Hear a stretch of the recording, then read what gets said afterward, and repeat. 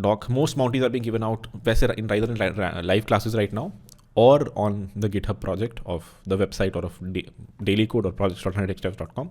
So if you are looking for one, there are very easy low-hanging fruit that you can take a look on if you want to. All right, 7:03. We'll wait for 1 more minute, and then we will start. How many of you already have AWS as an account, or where are the poll? There you go.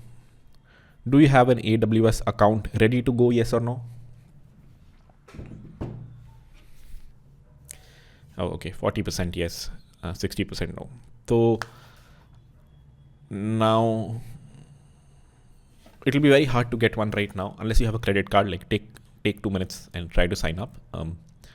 But if you don't, you can do one of two things. You can either watch this video later on when you have an AWS account, or you can follow along. There is no third option, unfortunately. Whatever we do, you can use something like Vultr, which gives you like some sort of credits.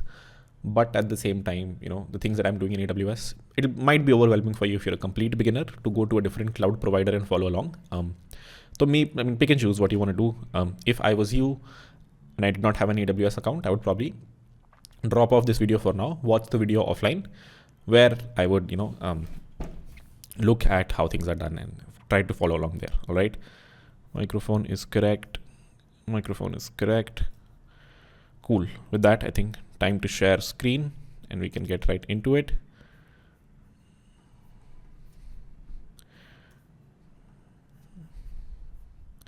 Today's code and all the links, code is all present on AWS deploying. I should change the title on projects.100xdevs.com. So please go to projects.100xdevs.com and open AWS deploying EC2, and also open your AWS dashboard on the left or like wherever. So you can have an AWS dashboard open, signed up. You don't need to necessarily see anything. You can be on any page, does not matter, but make sure you're signed up here, ready to follow along, and you have this open on the side as well.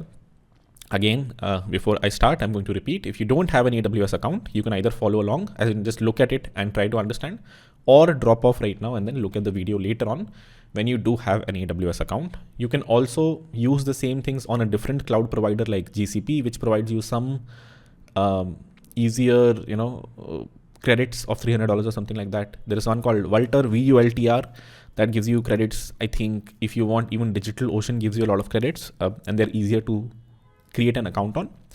A lot of the ideas remain the same, although if you're a complete beginner, then it'll be easier for you to just follow along on a cloud provider like AWS. Cool. Just to give you context, around 30-40% people have access. Other people don't. So the people who do, good to go. Let's get right into it. Let's kick things off by understanding what is AWS. It stands for Amazon Web Services. It is, it has some sort of a history. I'll take you through it very quickly, which is people did not have cloud providers for the longest time. Everyone would buy and rent their own servers in data centers. Data centers were a thing.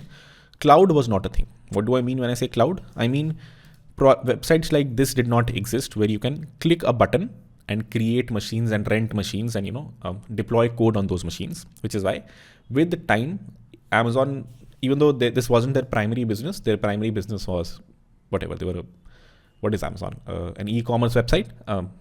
But they realized this might be a bigger business.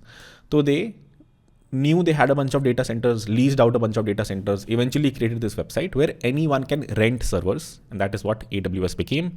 Eventually, AWS became a much bigger business than Amazon and a lot of its verticals. And today, I think it's a decent chunk of money they make from here. And what does it let you do? It lets you create servers, rent servers. It lets you do a bunch of other things. But the most important thing, at least the one that we'll be worrying about today, is renting servers, managing. These we won't do today, but generally a few things they let you do is manage domains, projects.100xdevs.com. How is it pointing to a server which is actually returning this code? Upload objects, S3 if you've heard of it, object stores, a place where you can put your MP4 files, JPEG files, so on and so forth. In fact, if you go to app.100xdevs.com and if you look at any one of these logo images, you will see it actually is hosted on AWS in an S3. Not this one maybe, but like all of these images, they're all hosted in S3, in this account's S3 only. And this is where, you store things like MP4 files, even our videos from the platform are stored on AWS. A lot of these things you delegate to a cloud provider, you don't do in-house. Auto-scaling servers, creating Kubernetes clusters, some of these things we'll cover in 1-200. This also cloud providers give you very easily out of the box. The offering we will be focusing on today is renting servers. Basically the first point, how can you launch an instance over there, launch a machine in a data center of AWS, and how can you actually run some code there? How can you access it on the internet? Cool. Let's go to the next slide. EC2 servers. This is a jargon. First time you might have heard of it. EC2 stands for Elastic Compute Version 2. When AWS came into the picture, the first offering, and they might have, I don't know, this might not be the first offering, but the point is the biggest offering. The thing that people really wanted to use was, okay, bhai, give me some compute. Compute basically represents a bunch of CPUs, RAM, a place where I can run some code. That is what compute stands for. You can think of it like a computer, but compute is a more generic term. Ki haan, if you can get some space, some hard drive, some RAM, some other resources on someone else's machine, that is compute. And what does elastic compute mean? It means you can increase the size of it, decrease the size of it. That's where the name EC comes from. And 2 means this is just the version 2 of their fleet of how you can get servers. You can spin up a new EC2 instance from the AWS dashboard. When I keep saying EC2 instance again and again, it means starting a server. What is an EC2 instance? A server. What is a server? A machine in some data center, not exactly a machine, it's a VM, but you get the idea. A machine somewhere in some data center of AWS that I can get access to, that I can run code on, that I can host my Node.js code, React code, whatever I want to host there. You should host React code on an EC2 instance. We'll get to why eventually. But the backend code, if you want to host, one of the ways is, can you get an EC2 instance, which means you rent a server from here. As you can see, I'm running 4 servers here already. This is some WebRTC server. This is a PDF uploader to upload PDFs somewhere, then it processes the PDFs. Ignore what this is. This is also something. So all of these are machines I have running currently. And even if I'm sleeping, these are always running. These are the size of the machines. Small means a really small machine. Medium means a slightly bigger machine. We can get to what all of these specifications mean. And how can you decide the size of what you're renting? But what is a server? What is an EC2 instance? It's a place where you can rent servers. An EC2 instance is one such server. You can create multiple EC2 instances. If you look at this account, it has almost 50 instances running at this time. Cool. Let's start by creating our very first instance. So if you are just logged into the AWS dashboard, type EC2 here and click on the EC2 dashboard and then go to instances. It might say 0 for you right now because this is the first time you're starting this or first time you're going into an AWS account. To come to this page, and there will be a launch instances button on the top right. Click on it. And then from here is where we have to fill a lot of information. So we'll go top to bottom. Let's start our first server. This will mostly be free for you if you use a very small machine, which is what I would urge you to do. You don't need a very big machine for what we're building today. That said, if you want to experiment, feel free to, but I would urge, if you've put your credit card there and if you don't want to waste a lot of money, select a very small machine. I'll show you what a very small machine is. Give it a name. Let's call it backend server. You can call it whatever you want. I'm going to call it backend server Kirat class. Select an operating system. You can start a Windows machine. You can start a macOS machine, surprisingly. You can start something called Amazon Linux, which is their own operating system. And then Ubuntu is the one that we will start today, but you can pick and choose what operating system you want to start on an AWS server fleet. The instance type. This part is, do you want a very big machine? Do you want a small machine? Do you want a medium machine? What is the specifications of what you want? There are tons of servers here. The one that you should choose today, if you want to save money and not pay a lot of money, is T2.micro, which is a really small machine. The name itself has micro, which means very small machine, just one CPU, 1 GB memory, not a lot of space. This is almost completely free for the first 750 hours, which means almost a month. So as long as you turn off this instance today after the class, you shouldn't be charged anything. If you select a bigger one, of course you will be charged something, but as you can see, it's not too much. For like 10 hours, it will be $0.1, which is like 8 rupees. So not too bad. This part is important and something new, if you might not know already. Key pair login. What is going to happen when I finally click on launch instance? A new server is going to get launched, or more specifically, there are already servers. I will have access to one of these servers. When I click on launch instance, I will need a server is started there, but I will need to connect to it. I will need to somehow log in into the server and remotely access it, deploy my code there. For that, key pairs are one easy way to do this. You can also create passwords on your machine and directly log in, but key pairs are the more manageable thing to keep handy when you're trying to connect to servers, which is why you should create a key pair. What does a key pair mean? It means a pair of a public and a private key. Very common pattern you might see is ki let's create a key pair. Even in blockchains you might have heard of ki there is a key pair, there is a public key, there is a private key. So when you click on create new key pair, it will create a new key pair for you, or a file which has a very long string, which is your password, to SSH into that machine. Harkirat, what does SSH mean? It means connect to that machine. So to be able to connect to that machine, you need a password. You can get that password, or more specifically and technically a key pair, by clicking create new key pair here. Select whatever you want here, does not matter. And this is the type of key pair you want to create. It's like EDD25519, which is the common public private key pair pattern. Curve, if you've heard of it. If you've done a little bit of Solana development, this might sound obvious. If not, that is also fine. Feel free to select either and give your key pair a name. I'm going to call it Harkirat password. You can call it whatever you want, and click on create key pair. This should download your .pem file, or your private key that you can use to SSH into that machine. You should not share this with anyone. If you share this with anyone, they have access to your machine, which is why this should usually be kept private. There are a lot of key pairs on this account, and each EC2 instance has like access restricted to certain key pairs. The one that I am creating, I've selected ke bhai Harkirat password is the one that can be used to connect to this server. Network settings. How are we doing, Vase? Are we good? Is this too much, or good to go straightforward stuff?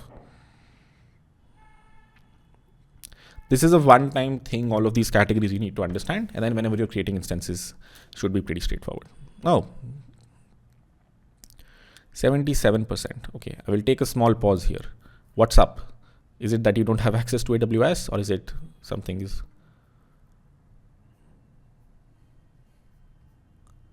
Access.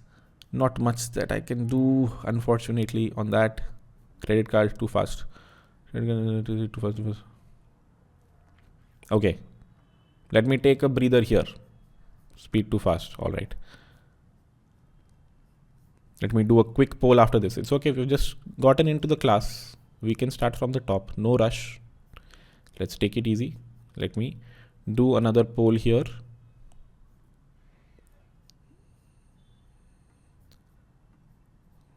How's the pace poll?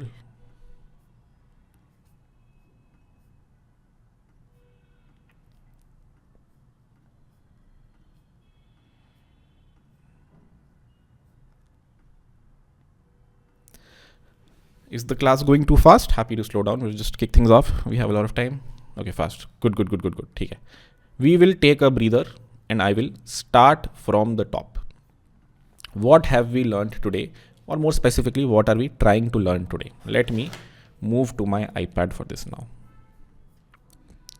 Till that time, you guys can also try to get an AWS account, even though I can tell you a lot of my cards also don't work on AWS. So you're not the only one. I thankfully have access to a machine, but even if you don't, you can get it later on. Or as I said, try a different cloud provider. Vultr is the best one if you want to, get one easily and for free. All right. Okay. What are we discussing today? Cloud providers. Harkirat, what does cloud mean? Have you not seen the meme? Jahan pe there is a politician who's like, oh, cloud mein aajkal to code chalta hai. Code runs on the cloud. But what if there is rain? Then what will happen to the code? So cloud does not necessarily mean the clouds that we know of. Cloud basically means that you as the developer don't care where your code is running. You don't even know where the code is running. You don't own those machines. There are very big companies out there that are cloud providers. Their goal is कि भाई, if this is the world map, we are going to create very big data centers here, where we will deploy a ton of compute. We will deploy a lot of machines, and then we will allow other people to rent those machines. We will allow other people कि हाँ भाई, you can take a small computer here for the time being and then deploy your code. Why is this beneficial for you? Because you are a simple guy. You have some Node.js code. You want to deploy it on the internet, but you don't have enough money to go to a data center and ask ke bhai, please let me take this server rack of yours. Let me take all the machines here. So what do? You go to AWS. You tell AWS, please launch an instance for me. Give me a machine in your data center. If this is your very big data center, give me a small machine there where I can deploy my Node.js code, so people all around the world can access my Node.js code. Harkirat, why can't I deploy code on my own machine? If this is my house, inside my house, this is my Mac machine. Why can't I deploy my code here? Why can't the world access my code that I'm running locally on my machine? I have run node-index.js many times. Whenever I run node-index.js, I can go to localhost :3000 and I can visit my backend server. If that is the case, why do I need to deploy it on the internet? Why do I need to get an instance? Why can't people access me here? Great question. The answer is you don't have what's called a public IP. When we were going through backend servers, I told you, okay, anyone who's on this internet can access your backend application. But since the number of IPs in the world are limited, what are IPs, Harkirat? The number of, might have seen when you go to google.com, we discussed this before, you're actually visiting an IP. This is just a phone number record of sorts. For example, if in my phone I've stored a contact Raman which points to 70111345, similarly google.com points to some IP, and these IPs are limited in the world. You can mathematically calculate the total number of IPs that can exist, which is why not everyone has a public IP. And most people, you and me, when we're in our houses, we don't have a public IP. And for that, we rent an AWS server, because an AWS server, if this is the AWS data center, whenever you rent a machine, number one, you can access it. Number two, this has a public IP.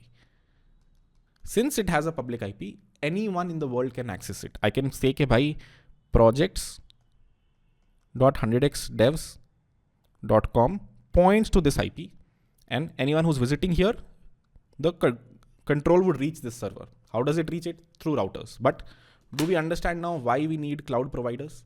What is the goal of AWS? Why was it introduced?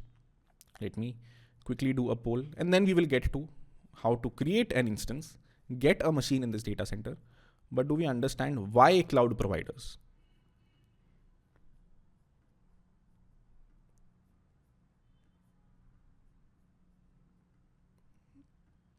Sorry, 1 second. There we go.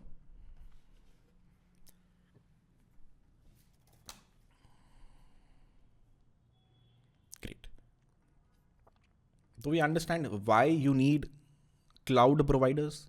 And what are these things here, which I keep calling instances? It is just a machine. There is just one Mac machine running in a data center somewhere. Another one. They're not Mac machines. They're Ubuntu machines. Their sizes are different. This one is running. This one I had stopped because I know I don't want to run the code there. I don't want to get charged for it. This is my list of instances. You might not have an instance right now, or you might not be able to log in into AWS, which is fine, which is why this might be empty for you. If you want to start a new server, there are 10 different things you need to do. You first need to click on launch an instance. Do we understand this part? Have we reached this point? For the people who have AWS, if you don't have AWS access right now, then don't worry about this. But if you do have access, have we reached this point to launch an instance? Okay, great. Now the question is, what all do you need to provide when you are renting a server? You need to give it a name, give it a random name, does not matter. Kirath test class. You need to select what operating system should run there. Should you be running Mac OS? Should you be running Ubuntu? Harkirat, how does that happen? But if I select Ubuntu here, do they restart a server there on Ubuntu? No, they already have a bunch of VMs. They just give me one. Okay, this one I will assign to Harkirat because he asked for an Ubuntu machine.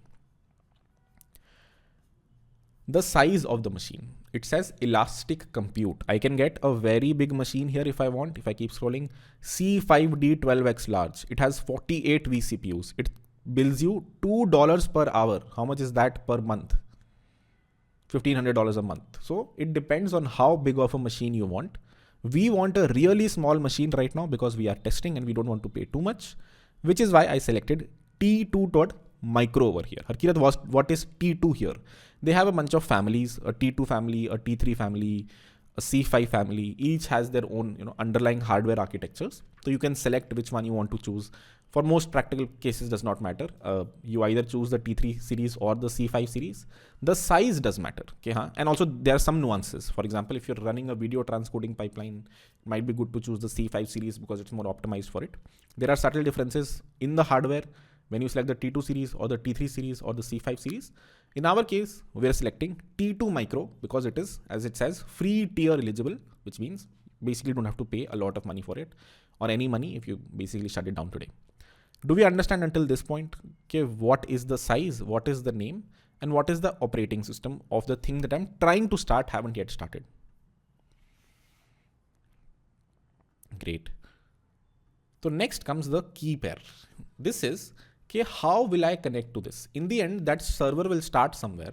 How can I connect to it to deploy something? How can I, let's say, remote SSH? If you might have seen that application, any desk that lets you use your friend's machine. How can I connect to that machine so that I can deploy my code there? For that, you create a new key pair. It says login over here because this key pair lets you log in into that server. After I start it, how do I log in into that server? How do I do a git clone of my project there? How do I start my project there? For that, I need to be able to connect to it. And for that, you need a key pair. What is a key pair? Think of it as a password file. It is a very long file which has not exactly a password. It has a private key or a certificate. But what is this enough to connect to the server? Yes. Is this .pem file enough to connect to a server? Yes, Harkirat. Okay. Create new file. Select either one of these, does not matter, and click on create key pair. I'm going to name it Kirath test 2. You can name it whatever you want. Once you do this, it will download a PEM file on your machine. Are we good to go? Do we understand this?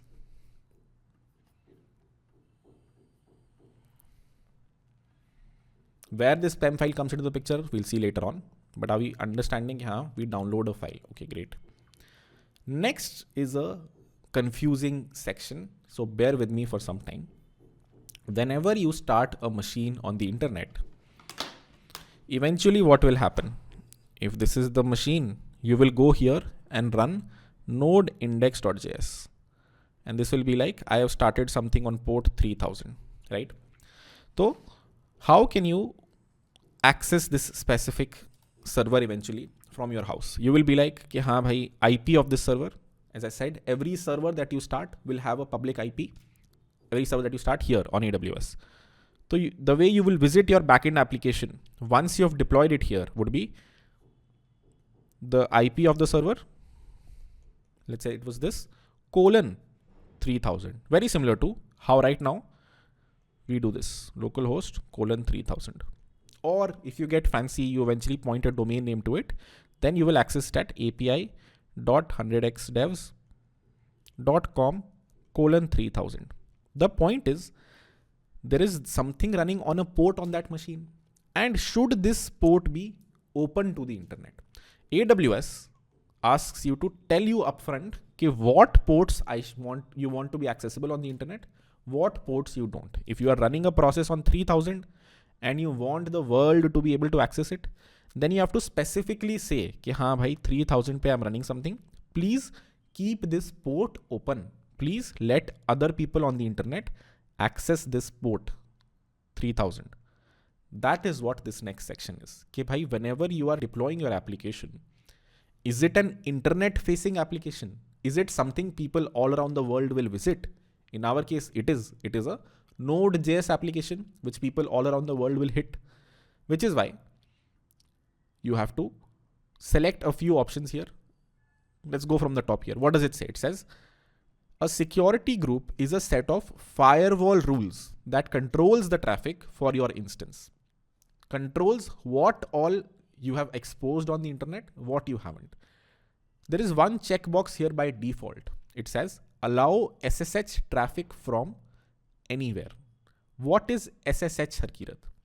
SSH stands for Secure Shell.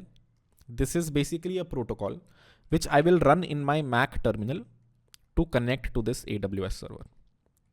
And since I want to be able to do that, I want that my Mac can connect to AWS and so that I can actually pull some code here and deploy it and run it.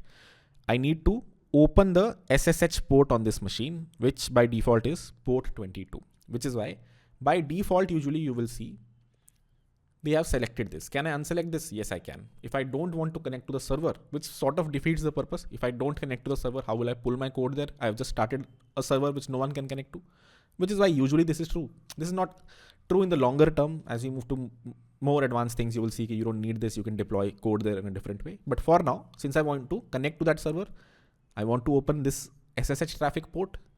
I also want to deploy my app there, which is why I am selecting these two. I can also select 3000 here. Okay, I want port 3000 to be open. But what are these two? It says allow HTTPS traffic from anywhere. Allow HTTP traffic from anywhere. What is HTTP traffic and HTTPS traffic? If this is the AWS server that I'm renting, once this server comes up, I will run node index.js here. I want that this process runs on a port. What is the default port we run it on? We run it on 3000. If I want the world to visit this on app.100xdevs.com:3000, then I will say open the 3000 port. But where do I want people to actually visit it? I want people to go to app.100xdevs.com. No good website will have :port at the end of it, right? All good websites, if you go to google.com, facebook.com, they look like this, app.100xdevs.com. They don't have a : something at the end of it, which is why this and this :80 are the same. I repeat, by default, the HTTP port is port 80. The HTTPS port is 443. Harkirat, what is HTTPS and how is it different from HTTP? Great question. We will get to it towards the end of the class. HTTPS is a more secure version of HTTP. Let me take you through what it is high level, and then at the end of the class, we'll discuss it a little bit more. When you, on your AWS machine, eventually run node index.js, and let's say you hard coded the port to 80. I repeat, you did not do a app.listen 3000. You did a app.listen 80. If you did this, then now I can simply access this specific application by going to the IP. I don't have to do :80. If you don't put anything at the end, it is assumed as it is going to be :80. If I visit http:// 1.2.3.4, it is equivalent to me visiting 1.2.3.4 :80. So if I start a process here on port 80, I want this port to be open to the internet because I want people to be able to visit this and be able to hit my Node.js process, which is why over here, I have selected allow HTTP traffic from anywhere, allow HTTPS traffic from everywhere, which means this will open port 443. This will open port 80. Can I open more ports? Yes, we will see eventually. There should be a way here as well to add more ports here. If not here, once we start the instance, I'll show you how you can add and open more ports. Ideally, good practices. You don't have SSH open. We're opening it for now.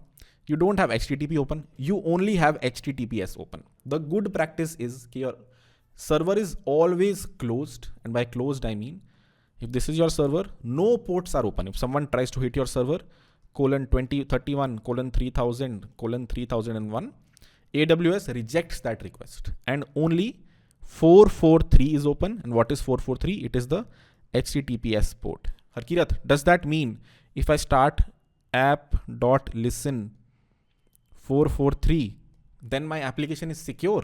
Then whoever is hitting my website is hitting it on HTTPS? Not exactly. We will get to how you secure your application. Either way, port 80 or port 443, or ideally both in this case, is what we have opened by selecting this and this. Do we understand this part? Do we understand security groups in AWS? That's what this section is called. As you can see, it says create a security group which restricts what ports on your server are open. Can we change this later on? Yes, we can change this later on. Okay, great. People understand it. Let's proceed. Configure the storage. I hope this is pretty straightforward. How many GB of space you need? Do you need 8 GB, 20 GB, 30 GB? You can select that from here. And that's it. That is enough for you to be able to launch an instance. As you can see, it says rules with source this thing allow IP address access on your instance. We recommend setting security group to allow access from known IPs only. This is basically telling you, are you sure you know what you are doing? You are opening your application ka port 443 and 80 to the world. Are you sure you want to do this? We do. We want to deploy a web app there. There might be cases where you want to restrict this. Ke bhai, only Harkirat's IP or only people in India can visit this specific server. For now, we have opened it on the internet. That's what 0.0.0.0/0 means. If you've done some computer networking, this is basically the subnet of everything. But okay, let's not go there. Launch instance. And as you can see, it says successfully initiated the launch of instance. Of course, it will take some time. And if I click here, it shows me that specific instance called Kirat test class. And it says instance state pending because it's still starting up. Remember to stop this at the end of the class. Else you won't get a build if you've selected a micro, but if you've selected a bigger one, you will. Select this and click on stop instance later when we are done with the class. For now, you're good. Are we good to go? Do we understand how to start a server? Now we just need to deploy an application there. But do we understand how to start a server? All the things that you need to provide, specifically the certificate that you need to download, security groups, naming your application. Okay, great. Cool. So now let's wait for a bit for this server to actually start. And there you go. It says running over here, which means my server is running. There is something that is started on an AWS server for me. It is billing me also. And now is the time for me to deploy an application there because I am being charged. I now have access to a machine. I should go to that machine and deploy my backend application, which is what we're going to do next. Let's look at some of the things that are present here. This is the name that I gave it. This is an ID for that instance. This is whether or not it is running right now. It is. This is the type of the instance. Micro means a small one. We can create a bigger one. Status checks. This will basically means whether or not it's working. It is initializing right now. Eventually it will be good to go as well. Alarms, don't worry about. Availability zone. This is sort of important. As you can see, whenever you log in or sign up into a server, at the top right, it will let you select a region. AWS has bought many data centers throughout the world. The one that I am starting my server on is in Mumbai, but you can select a different location. Availability zone means that inside that data center also there are various availability zones that are slightly far from each other, not connected to each other, so that if one breaks, the other is available. The one inside AP South 1, which means Asia Pacific South 1, which means Mumbai. Mumbai is called AP South 1. Osaka is called AP Northeast 3, so on and so forth. Uska bhi jo A wala availability zone hai, it has an A availability zone, a B availability zone, a C availability zone. Basically means how they've divided their data center. That is where I got a machine. This is my public DNS. This is a decent, very user-friendly thing for you to know, and my public IP. These is why I had to actually start the server. If my machine, my Mac that I'm running right now had a public IP, I did not have to do this. But since it does not, and cloud providers do, this is the biggest reason I had to start it. And now if anyone on the internet goes to this IP:3000, it will try to hit my server. And as you can see, it is stuck because I did not allow any access there. There's also nothing running on 3000 right now. 80p, I did provide access. And as you can see, it says nothing is running there. 443, I did open it. As you can see, it says nothing is running there. If I go to any other port, it is stuck because AWS is not letting me hit that port. Does that make sense? If I try to hit 80 or 443, it works. If I try to hit 8080 or any random port, it is stuck over here. How can I open this random port if I want to? I can go to the security section here, select the instance, click on security, click on the security group, and you can change these inbound rules. What are the inbound rules right now? कि हाँ, port AP पे access is allowed, port 22 पे allowed, 443 पे allowed, 2280 443, two different type of IPs. You can add a new role here. कि भाई 3000 also I want to allow, 3001 I also want to allow. We don't want to right now, but if you want to open your application on a different port, is when you can update the security group here. Make sense? Good to go? Shall we proceed?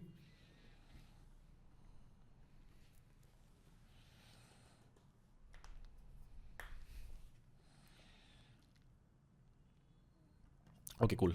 Seems like the pace is pretty decent now. So let's increase the pace a bit. Now I need to SSH into this server. I need to, SSH is again, connect to this server. So for that, first of all, move this certificate file to a folder wherever you want to. I'm going to do that myself. Copy this and paste it in here. And then go to that folder in your terminal.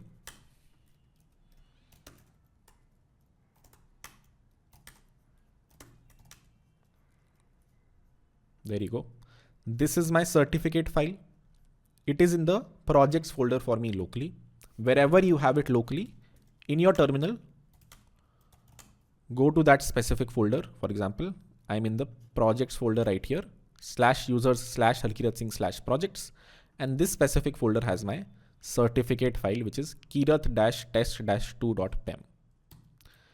The way to connect to a server or SSH into a server, once you are here, take 10 seconds, 15 seconds to reach this folder in your terminal, and then I will proceed. So make sure you are in the same folder, CD into the right folder where you have your PEM file, where you have your certificate. 15 more seconds, then I'll proceed.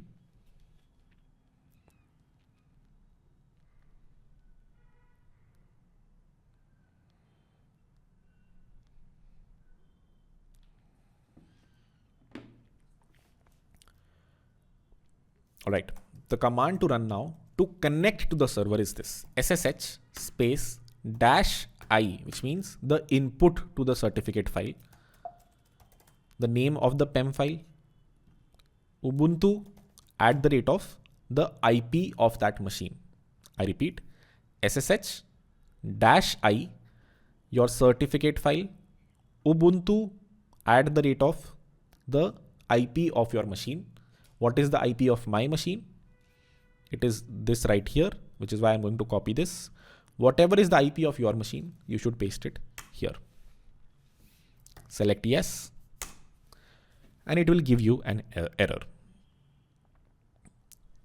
Try this out, reach this point, and then we'll try to fix the error. But are you able to do this? Are you able to see an error like this that says unprotected private key file, permissions 0644 for Kirat-test2 R2 open? Can you see this? For the people who are trying, for the people who are not trying, no need to vote, you can chill. For the people who are trying, do you see this? We're good to go. Shall I proceed? 67% sees it, which means let's take a pause here. What is up? Do you just need more time or something else?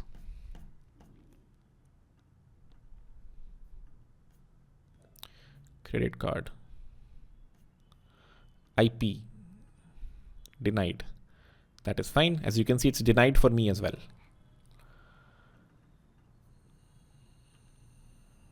Why is different for every port, and what is port here?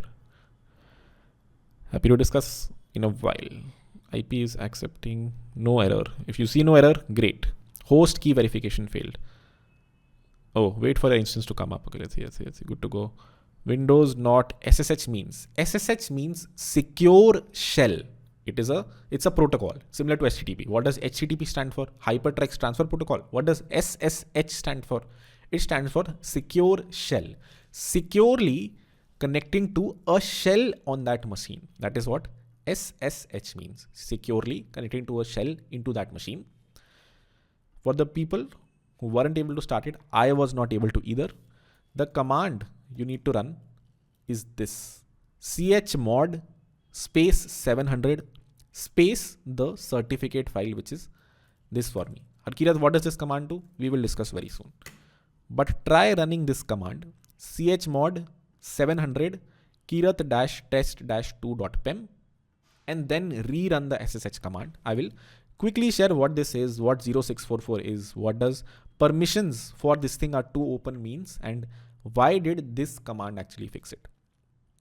Try SSHing one more time.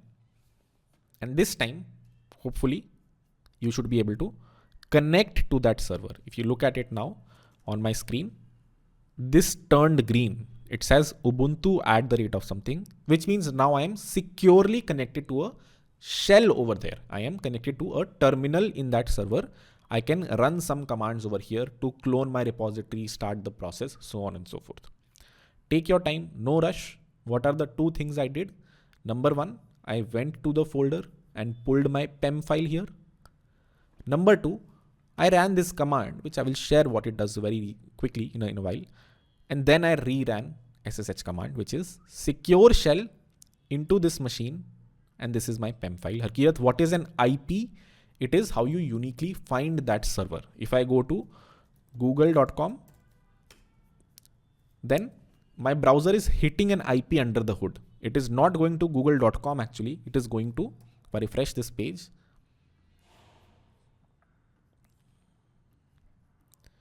it is going to this IP, 172.217.167.228. This is where Google is running their code, and we are going to deploy our code similarly on the internet on an IP. This is how you can find the Google server. This is how you can find my server. All right. Let's see how many people were able to do it. And then I'll discuss chmod and what this command does. But are we good to go? Surprisingly, this has been slower than the last code. Last code was Zoom. Well, the class went pretty quickly. Okay. 75%, 77%. Good, not great. And for the people who are stuck, is it just taking more time or something else?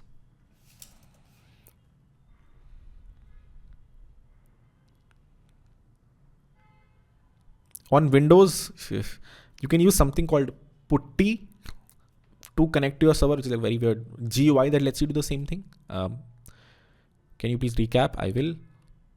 Chmod is not a recognized command. If you're on a Windows machine, do you even see this error? And if you do, then Google this. Windows fix. There you go.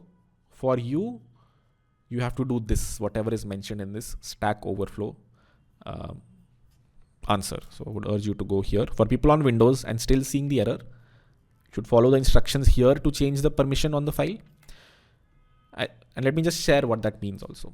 So AWS and SSH more specifically, in this case, says that bhai, this certificate file of yours should be very secure. It should be not accessible to a lot of people. Only, let's say, this machine should have access to it, or this user on that machine should have access to it. For example, I'm logged in as Harkirat over here. It says log out Harkirat. I have another user in this specific machine. I can or cannot access this PEM file from that user based on the permissions of this file.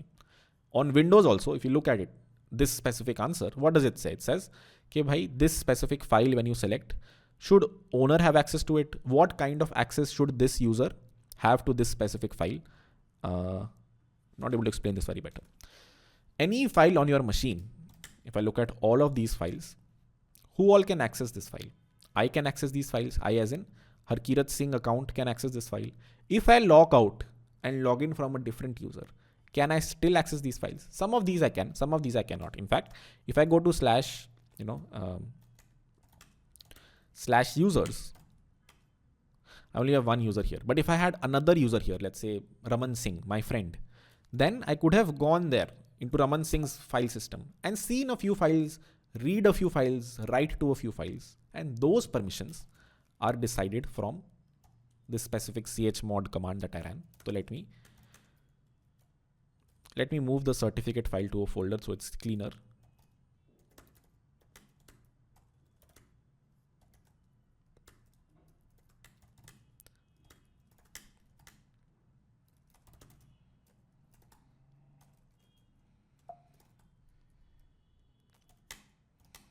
Okay.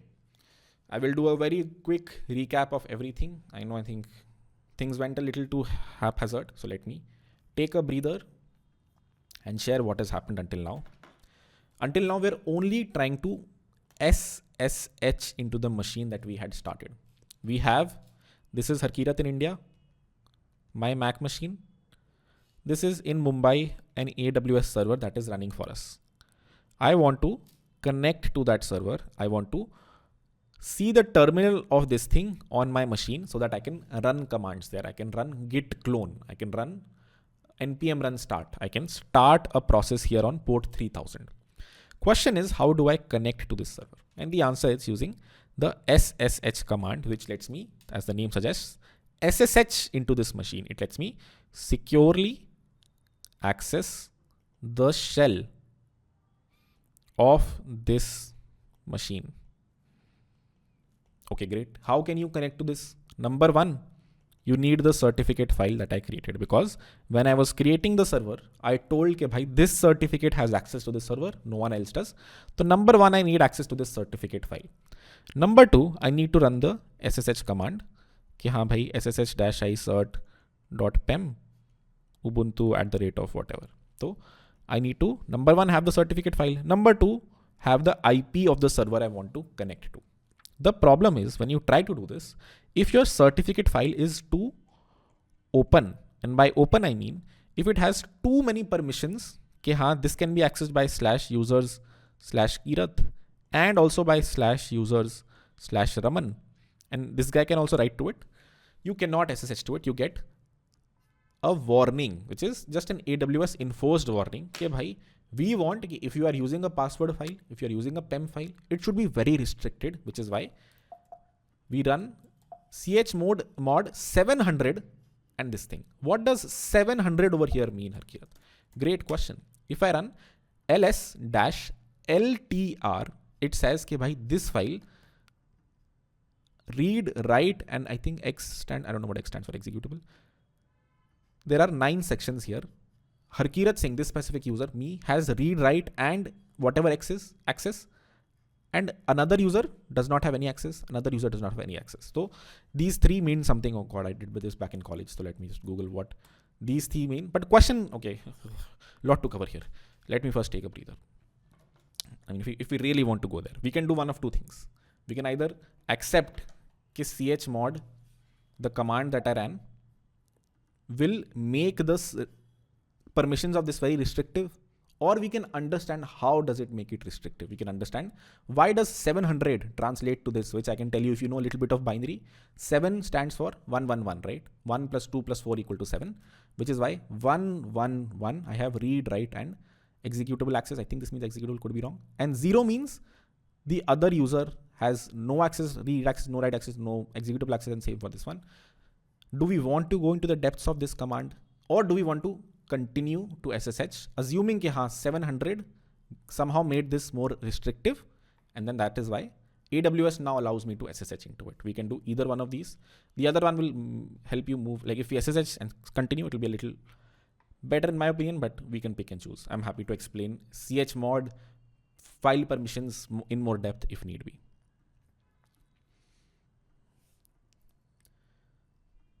And I can also cover chmod later in the class or in an offline video. What should we cover? SSH file permissions and the into server, and this permission thing also changes based on what operating system you are on. If you're on Windows, then there is a different way to change the permissions for this file. If you're on Ubuntu, then you use chmod. Okay, great. SSH and continue, very clear winner. So let's SSH into this server and start running a few commands now. The first command is going to be what? I need to bring my backend server over here. Again, what was the command to exit it? exit. What is the command to SSH into it? ssh-i, the certificate file name, ubuntu @IP. Once you run this, and if you want to clear this command, you can run clear or command K. And then I want to clone my backend server over here, my backend server code over here. The repository I have chosen for today is this. I mean, you can clone your code here as well if you want, but this is the one that I'm going to clone. It is, make sure you select HTTPS here, or you can just copy this link here. github.com/hkirat/some-server. Going to paste the same in chat. The command to run is git clone and this.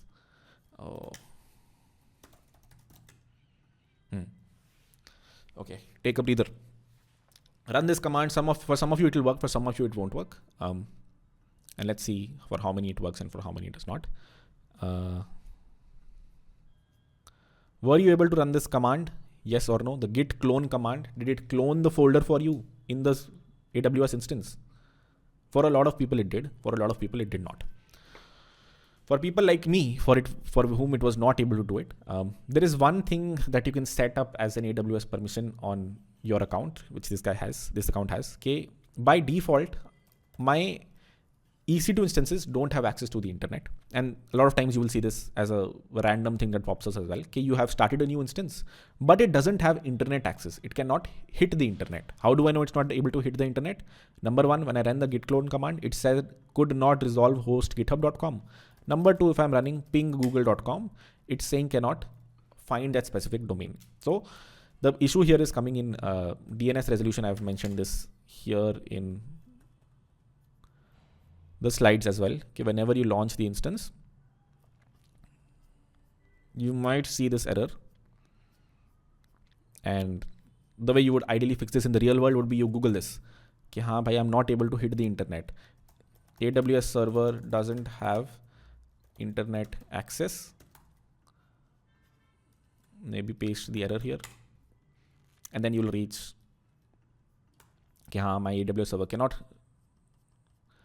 resolve a DNS server, cannot resolve. So what is happening? My AWS server is not able to hit a DNS server. What is a DNS server? The server that resolves github.com ki IPA hai. You also don't have to understand this. You just have to Google and follow, but feel free to pick and choose. Okay, if you want to understand it in the depths. This you will see many times. You started the AWS instance. It's not able to resolve github.com. It is not able to, not exactly have internet access, but not able to convert github.com into an IP. And the way to fix that is you open this file /etc/resolve.conf. And now comes the difficult bit of how do I open this file here? I cannot open it in Visual Studio Code. So you have to open it in Vim, which will be confusing for a lot of people. Let me take you through a video of mine, Harkirat Singh, Windows versus Linux, where I discuss exactly this. Okay, bhai, why you should not use Windows and use Linux. And one of the reasons I give there is that if you use Ubuntu, you get a lot of practice in the terminal.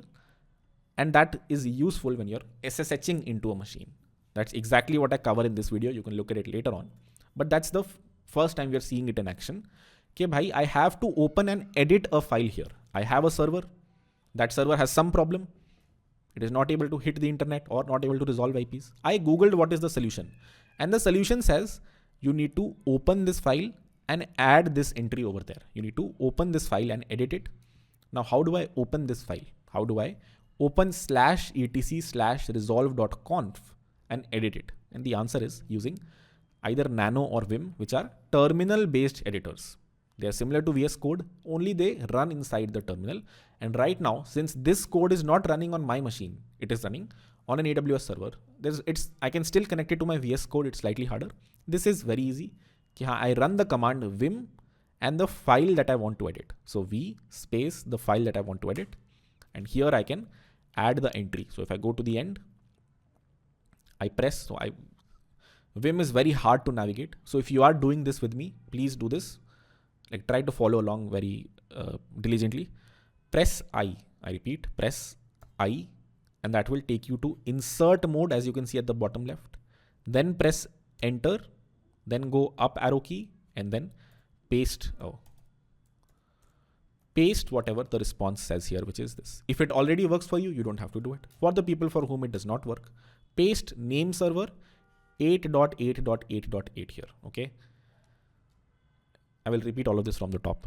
But what do you have to do? Open the file, then go to the point where you want to add it, then press I, then press enter, then go up and then paste this, and then escape :WQ. I repeat, escape :WQ, enter.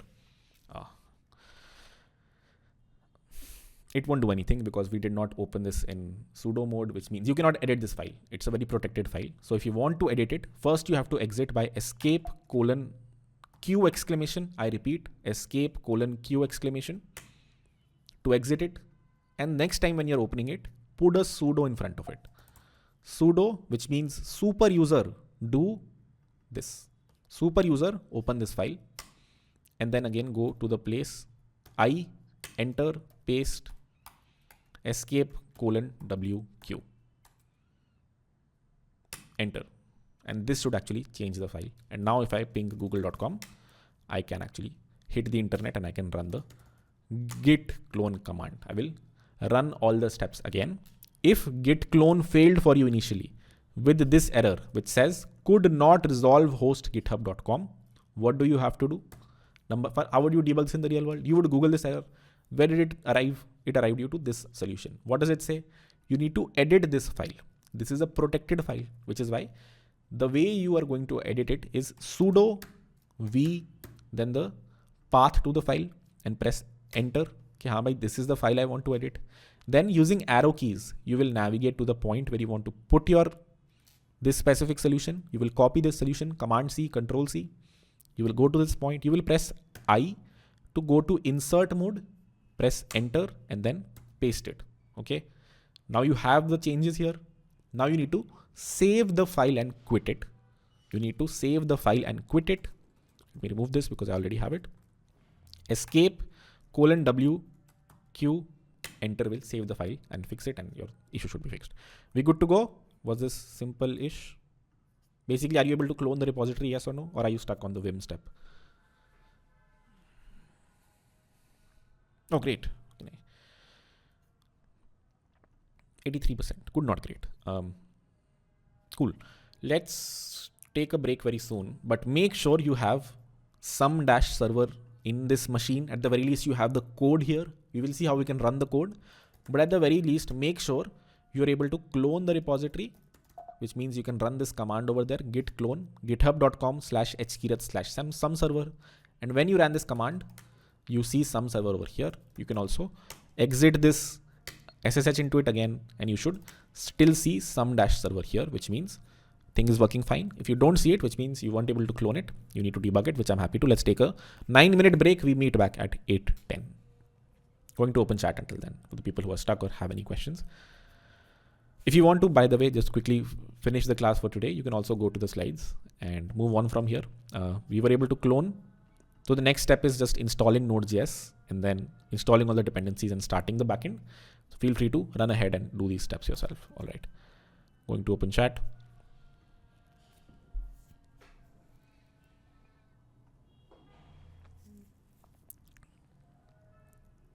These things like file permissions and SSH are related to computer networks, sort of. I mean, SSH is definitely related to computer networks, but so is HTTP, right? It is related to computer networks, but something we need to cover. File permissions is not exactly related to computer networks. It's more like in this case, understanding Ubuntu or Linux constructs. In case of Windows, understanding how on Windows you can restrict access to a file. So yeah, what is compute?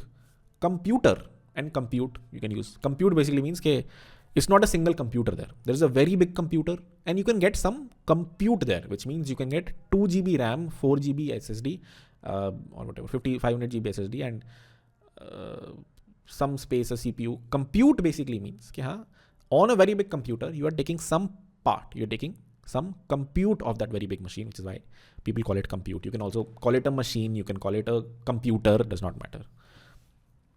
How to deploy frontends and how to tie frontends with backend deployed in AWS. Deploying frontends depends on what kind of frontend you're deploying. If you're deploying a React application, then you usually deploy it on what's called a CDN. Happy to cover it later on. If you're deploying a Next.js application, you deploy it ideally on what are called edge servers. But if you want to deploy it here, then it's as simple as cloning the Next repository here and running npm run start. If you want to connect frontend and backend, which is your question, you will see very soon, eventually, this server will be brought up. This server will be running on api.100xdevs.com. And then in your front end, you just change the backend URL to api.100xdevs.com. Can you talk more about the bounty and some alpha you are talking about before the class? Oh, Bounty, I was saying, so there's this guy H Singh in the cohort who built a few things. He also built comments on our website. So if you go to app.huntingsteps.com, it's not deployed yet, but adding like comments over here, he's basically the biggest bounty hunter. He's won like $1,000 of bounty, and I basically keep talking to these companies who want to hire people. So I have not referred him yet. He has an interview on Tuesday, but he should probably get connected. That's what I was talking. That's the only.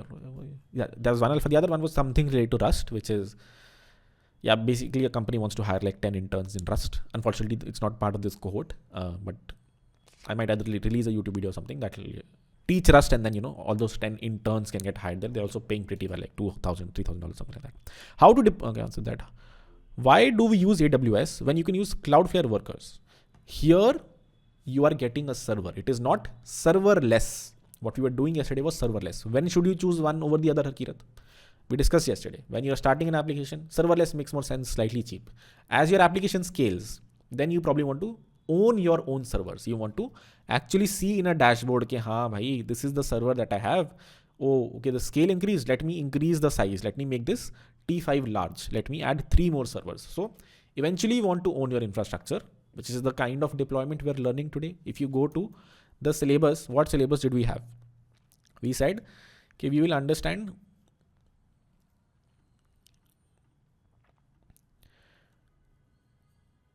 serverless backends also. We will understand how to deploy to AWS servers also. So this is what we did yesterday. This is what we're doing today. All right.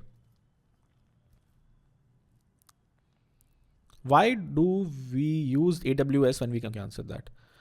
Things like, okay, answer that. From the IP that gets hit when google.com, is it the DNS of google.com? So DNS stands for domain name resolution.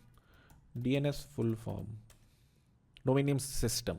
DNS resolution basically means resolving. What IP that get hit when we do google.com? It is different for you and me most probably.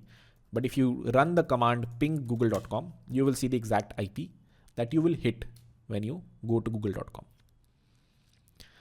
Is it the DNS of, it's not the DNS. DNS stands for something else, but you get the idea. It is the IP on which google.com is hosted. Harkiya, does google.com have a single server? No.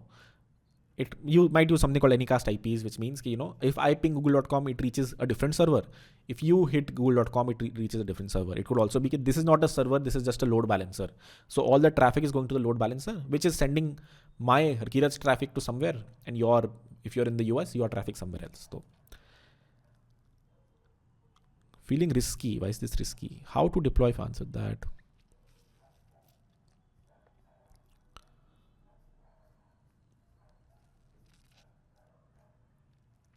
Okay, answer opening chat again.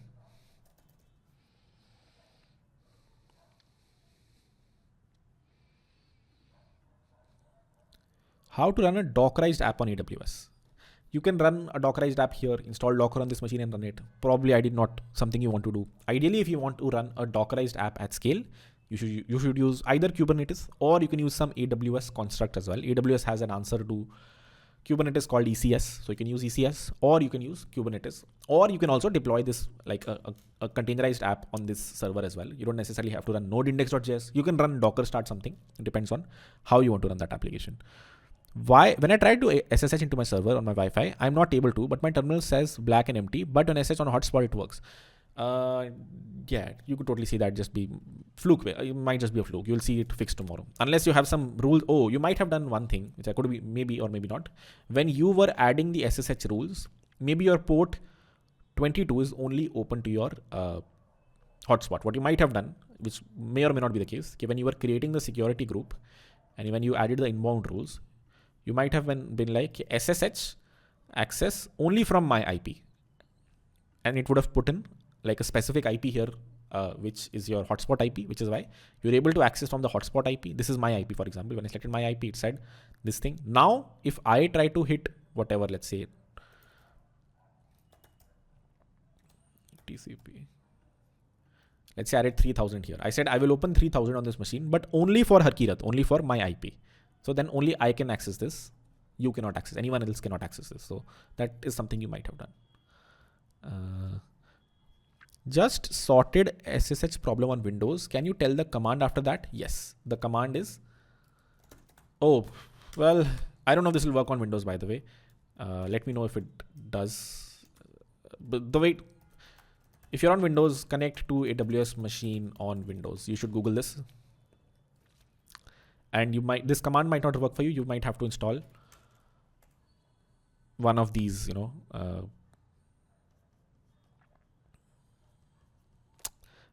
Microsoft Remote Desktop app. I don't know. It might just work also. I don't know.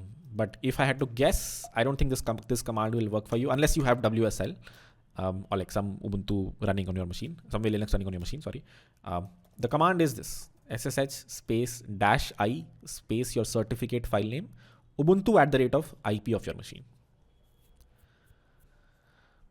Why did the IP change? Oh, if you might have stopped your machine and restarted it, the IP changes. That might have been the case if your IP changed. Did not change for me. When I tried to SSH into instance using my Wi-Fi, okay, answered that. Any more questions? Last call. Git bash can be used to run chmod. Okay, great. So you can use git bash on Windows as well. For Windows, use git bash, guys. Okay, for whoever is on Windows, use git bash, whatever that means. Does that mean when you install git on Windows, is the bash CDK, is that what that is? Can O have VS Code? I don't know what that means. Question from last class. What exactly is a domain? Is it used to purchasing public IP? Explain SSH, please. Also, please explain chmod part in offline video. I will explain chmod in offline video. What is a domain is basically google.com, amazon.com are all domain names you can buy. You can go to godaddy.com, which is one of many websites that let you buy a domain name and search for your domain name. For example, Harkirat is cool.com and buy it from here. That's how you can buy. For example, this is available only for ₹1. So I can make it mine and buy it and so on and so forth. That is buying a domain. Getting in a public IP is slightly different. Domain is constant. Public IP keeps changing. If I stop this server, if I click on instance stop, and if I restart it, this specific IP will change. So this is not something you persistently buy. You can do that as well. You can buy elastic IPs on AWS, by which I mean IPs that remain constant. But usually you can only get like 4 or 8 elastic IPs, which is why you always don't have very static IPs. You can have very static domain names. That's why you buy domain names over IPs. All right. SSH back into the machine. Open some server, like go into that specific folder, explore it a bit. You have index.js file, package-log.json, package.json. You have your Node.js code in this folder on this machine in Mumbai. This is your code present on a machine in Mumbai. What do you have to do next? It's already present in the slides.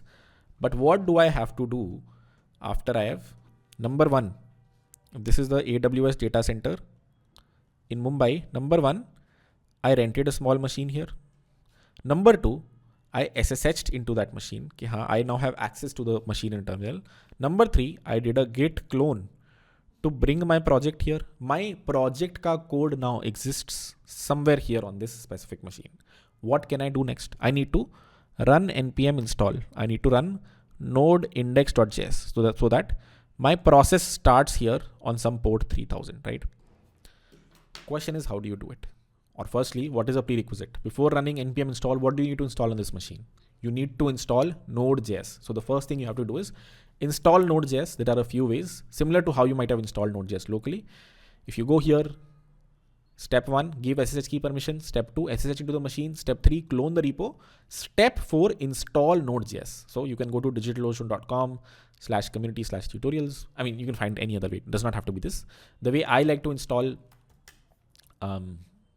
Node is using something called Node Version Manager or NVM. So that is what I will use here. If I go to option 3 using Node Version Manager, I can copy this command. So okay, this you can find in the slides on projects.analyticstabs.com. It will give you a few ways to install Node. I'm going to use one of them. You can use a different one or follow along with me. If you want to follow along, go to option 3 over here, installing Node using the Node Version Manager, and then copy the second command here, not the first one, the second one. This will just put all the script. Okay, what is this? This is a script command, a script that you can run which installs NVM on your machine. If you run this command, it will just show you the contents, not actually run it. If you run this command, it will take the contents and put it, if you're able to copy this, put it inside bash, which means it will actually run this script if I run the whole command. So if you run this, it should install nvm on your machine, unless you have again lost internet access, which I have. So I need to again sudo v. A lot of you might not see this. For the people who do, again name server 8888 and exit, and then run this command to install nvm on your machine. What have I installed? Node version manager.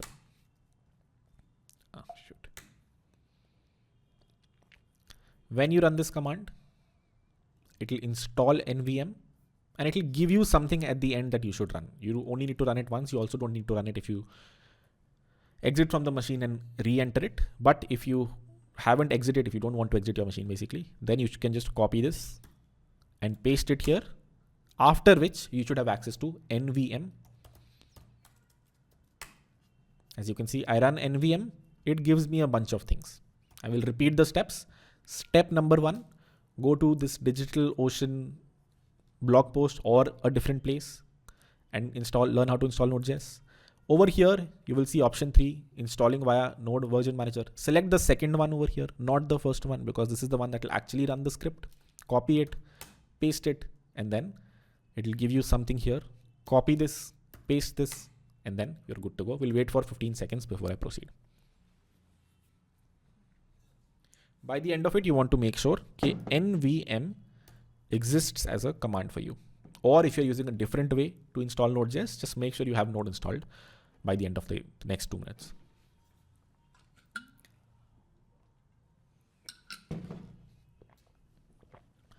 Good questions to ask at this point. So whenever you buy a machine, you bring Node to that machine and actually run it. Yes.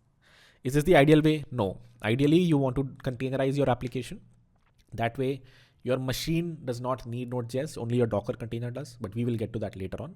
For now, this is the most raw way to deploy applications, the most beginner friendly, the way I did it for the longest time, the way you do it in college hackathons, is go to the machine and then install Node.js directly on the machine. Something that you might have thought of from first principles as well, right? If I have a machine now in AWS Mumbai, how will I deploy my Node.js application there? I will first put Node.js on that machine, right? Only then I will be able to run it. If I had a Java project, then I would first put Java on that specific machine, JDK on that machine, and then run it. And similarly, right now, since we want Node to run, we first install Node on this machine. The way to do that is first install nvm and then nvm install whatever version of Node you want to install. Let's say I want to install the Node version 20. I can run nvm install 20. And now if I run Node, I should see something like this. If you were able to run Node, you're good to go. If you're able to run npm and you see some contents, you are good to go. If you don't see any of these, means you've not installed Node.js correctly. Let's see how many people were able to do it.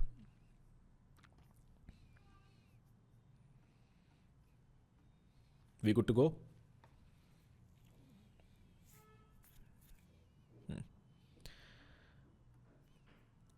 80%.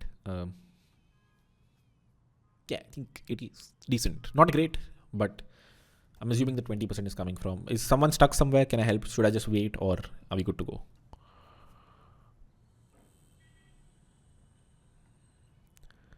Git bash helped. All right, that's cool.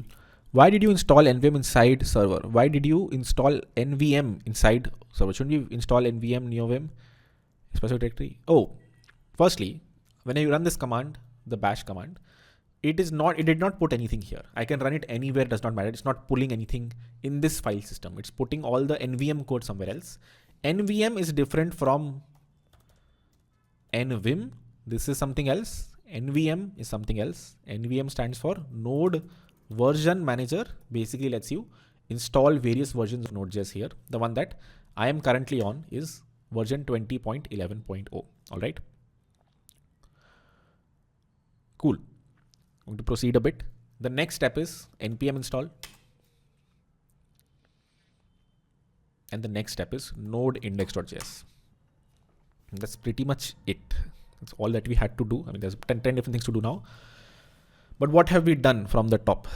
We have SSH'd into the machine. We have bought a machine or rented a machine, SSH'd into the machine, installed Node.js on the machine, cloned our repository, ran npm install, and then ran node index.js. And now a backend application is running on my server. If this is my AWS server in Mumbai, this has something running. I ran node index.js here. It means it has something running on port 8080. But what is the problem? It has something running on port 8080. If I go to whatever the IP of the server is, colon 8080, what will happen? I will not be able to hit it. Why? Because my security group says that 443 is open, 80 is open, and 22 is open. Nothing else is open. Specifically 8080 is not open. So you can do one of two things here. The first thing that you should probably do is open 8080 and see, is it actually running? Were you able to deploy a backend server on the internet? So let's, for now, to kick things off, open port 8080 on this machine. Harkirat, how do I know code is running on port 8080? You can look at the contents of this file. For that, cat index.js, which will print all the contents. And if you look at the end, it says app.listen 8080, which means this some server code listens on port 8080. Let me restart the process. And let me go to the AWS dashboard and open the port 8080. If I go to the AWS dashboard, follow along from here if you're doing it locally. Click on your instance and select security over here. This basically is the place from which you can change your firewall rules. You can change what all ports on the machine are open. Click on that specific security group of your machine. Click on inbound rules, which basically means who all can send inbound requests, what ports are open. Select edit inbound rules, and here add a rule custom TCP 8080 and select anywhere from an IPv4 instance, and then another rule 8080 anywhere from an IPv6 IP. Going to pause here. I also need to charge my laptop. All right, that was quick. And then save rules. I will repeat the whole steps. Go to your EC2 machine. Click here, click on security. Go to the security group over here. Click on edit inbound rules. Who all can hit my server?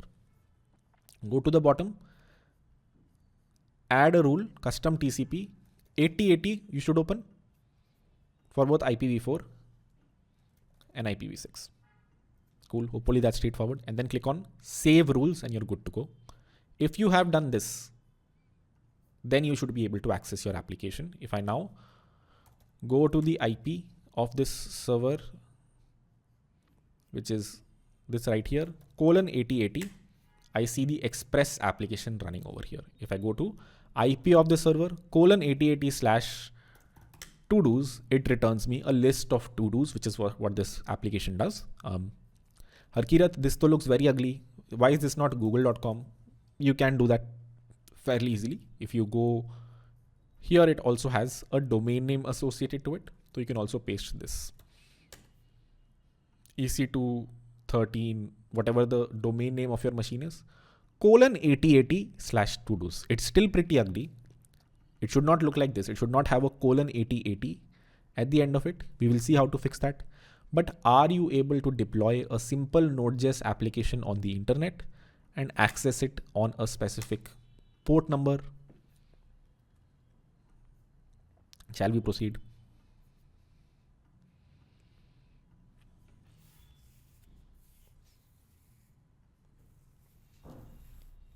%, mid, 70.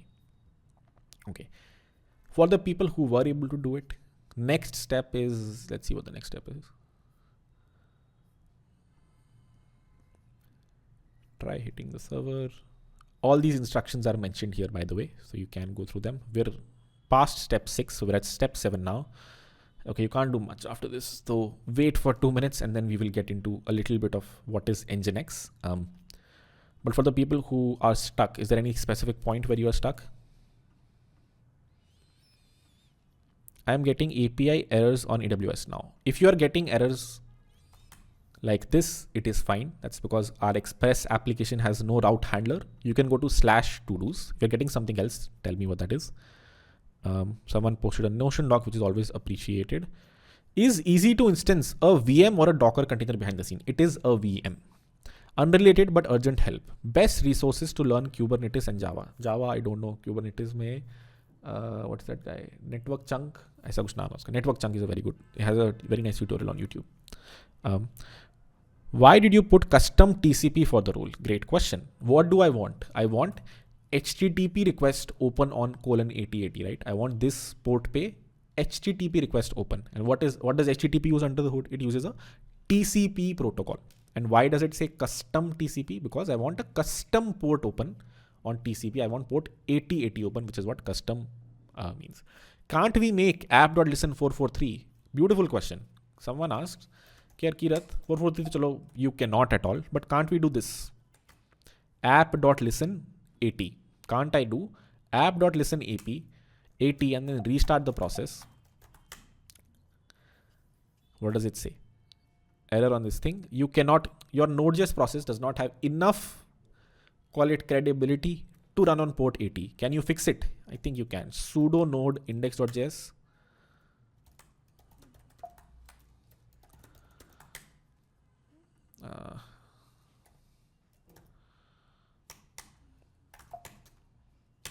If you really want, you can do this basically. It's not very hard for you to make it listen on port 80.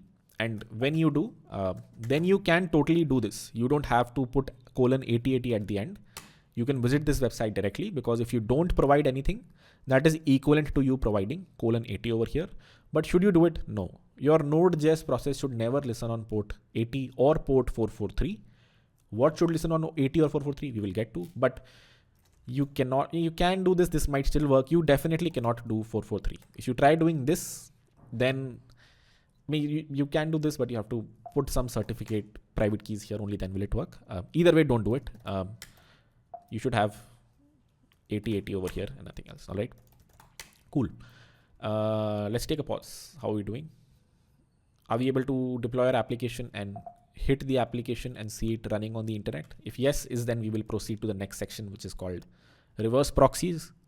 If not, we can take a pause here and spend some more time understanding how can you connect this to a front end, things like these. Happy to take a different path. I think already a little overwhelming, and Nginx is overwhelming in itself, the thing that we have to discuss next. So happy to take a pause and defer in Nginx for an offline video. What is IP for IPv6? So there are two types of IPs, basically 1.2.3.4. The number of IPs that are present of this type are very less. They're like 255, 255, 255. It's basically a very limited number. So IPv6 is a longer IP, this thing. Okay, you can have more, companies like Jio, companies like Airtel can get more IPs to give out to people. That's what IPv4 and IPv6 means. These libraries installed on my PC or not? They are on AWS. They are not installed on your PC. They're only installed on your AWS machine. 2 questions. Okay, last questions, then we'll proceed. It seems like people are good to go, so I will proceed. macOS does not open source and only run on Apple devices. How does AWS is offering macOS option? How is Apple providing it? Mac is not open source, but they can buy 100 Macs and put them somewhere and give other people access to it, right? So that. Quick overview of subdomains. I guess you bought 100xdev.com and then added 2 subdomains. Yes, that is right. In fact, if you go to domains.google.com and you look at the domains that I have bought, you can see I add various subdomains. For example, if you look at 100xdevs.com, and if I click on DNS over here, you can see I point be1.100xdevs.com to this IP. I point cert.100xdevs.com to this. I point projects.100xdevs.com to this. So yeah, you can add multiple cemeteries here. See you in Bombay on 15th Feb. I will try my best. I totally forgot. Please ping Rookie if I forget. Akash.com. So if I purchase Akash.com, how do I map domains to this thing? Yeah, so to answer your question, if you purchase it, you can go to whatever website you purchased it on, and you can add entries like this. Okay, projects.x.akash.com points to this IP, something else points to this IP. All right, cool. Let's proceed and understand something extra, which is reverse proxies. It is interesting, but at the same time slightly hard, so bear with me for some time. All right, let's do the last bit for today, which is reverse proxies. What is the goal from this bit? The goal is, this is your AWS machine, Harkirat, and you are running a small Node.js process on :8080. This is good, But if someone comes, they have to use a very ugly URL. They have to use a URL that looks like ec2.100xdevs.com :8080. This is very ugly to give to a friend, right? You cannot give let's say you were deploying a front end. We're deploying a backend now. But let's say you're deploying a front end. It's a very ugly thing to give to your friend. Ki, haan, bhai, please go to my website. It is this. How bad would it be if I ask you, ki, bhai, you have to go to app.100xdevs.com :8080. So you want somehow, ki, rather than this running on 8080, this runs on port 80. Someone suggested this. We tried this. Let's say you were able to run it. वैसे तो Node.js process was not able to get access to port 80, but let's say you were able to run it. There is still a problem. You ran a single process on port 80. Let's say you want to deploy another backend here, the second backend. Where will you start this? You cannot have two conflicting processes on port 80. Let's say you want this single server that you have bought who has an IP of 1.2.3.4.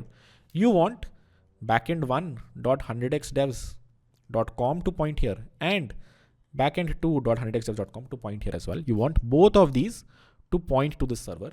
How will you run two different processes on the same port? You cannot, which is why it makes sense to use something called as a reverse proxy. Harkirat, what is a reverse proxy? Great question. If this is my EC2 machine and this is one Node.js process running on 8080 and another Node.js process running on 8081, what I can do is, okay, bhai, on port 80, I'm running something else. I'm running something else on port 80, which is usually called a reverse proxy. Why is it called reverse proxy? We'll get very soon. And this can decide, okay, bhai, if the incoming URL is backend 1.100xdevs.com, then send the request here. If it is backend 2.100xdevs.com, then send the request here. Why is this useful? I can start multiple Node.js processes all running on different ports, one on 8080, one on 8081, one on 8082, so on and so forth. And I can be like, bhai, the request coming here will go to the specific process based on some constraints, which could be ki, haan, the URL it is coming from or something else. Cool. That's what a reverse proxy is. Okay, bhai, your instance, your machine, which is running your code, there is a different process running on port 80. This is not a Node.js process. This is not a Java process. This is something else. This is a whatever language this specific reverse proxy has been written in. This is that. And what is its goal? It is doing the opposite of a proxy. What happens when you proxy a request? What happens when people say, okay, bhai, this is my browser and it is my, I don't know if you guys have seen this, but like in colleges, what happens is a lot of times they block a few websites. Okay? So if you're in your college network, you try to go to, badwebsite.com. You're not able to. So what do people do? They go to their Chrome and they add a proxy URL there. Okay, bhai, I am going to proxy my request from a different server, or even if you think of VPNs, they're sort of a proxy. Okay, your request, if this is the world and this is you in India, your request is not going to the badwebsite.com. Your website is being proxied by some third server to badserver.com. So your college is not blocking this proxy, which is why you are able to hit bad.com through the proxy. This is what proxy means. Okay. Before you hit the final service, you go through a proxy. This is the proxy. And what is a reverse proxy? Okay, bhai, inside the final service, the thing that's listening here on port 80 is a reverse proxy and you send request somewhere. All right. Do we understand theoretically what is a proxy and what is a reverse proxy? I'm assuming proxies you already tried, at least I did in college. And reverse proxy is significantly different. Let me explain this one more time. If this is the bad service, this is an EC2 instance where these guys are running it. On port 80, it is listening on what? What is listening on port 80? A reverse proxy. Why is this a reverse proxy? Because it will route the request to one of many backends that are running here. One might be on 8080, one might be on 8081, one might be on 8082. That is why this is a reverse proxy. And what is a forward proxy or a proxy? If this is Harkirat on the internet, he is sending his request first to a VPN, which is sending the request here. This VPN is what's called a proxy. Okay, I am proxying my request to my final service through this server. What is a reverse proxy? The thing that's listening on this machine and routing my request is a reverse proxy. Do we understand proxies versus reverse proxies? And why do we need them in this case?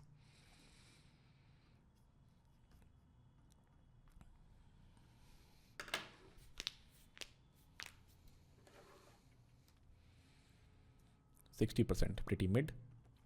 Let me answer some questions. I think I'm missing something obvious, and one line that I explain is going to probably help you decide a little better. Okay, opening chat. Any question related to reverse proxies and proxies? Okay. If I do node index.js and then quit terminal, will it be running forever? It will not. It will stop. I can show you how you can run it forever even after you quit the terminal. Hint is use something like forever or PM2. So does Vercel use reverse proxies? I don't know the infrastructure of Vercel. It can, based on, depending on whether or not, like how they're routing requests, and totally depends on their infrastructure, which I have no access to. If I was building something like Vercel, if I have restricted access to a server, if I want to, you probably want to use a reverse proxy there. If you want to reuse a lot of compute, which you do. So probably they do. I do node index. Okay, answer that. So why do we need it? People are asking, why do we need a reverse proxy? I think slides cover this slightly better. Good question. What is a reverse proxy? You have bought a single EC2 instance and you are a cheap person. You are like, bhai, I am not going to rent 10 different servers here. I am only going to rent one single server here.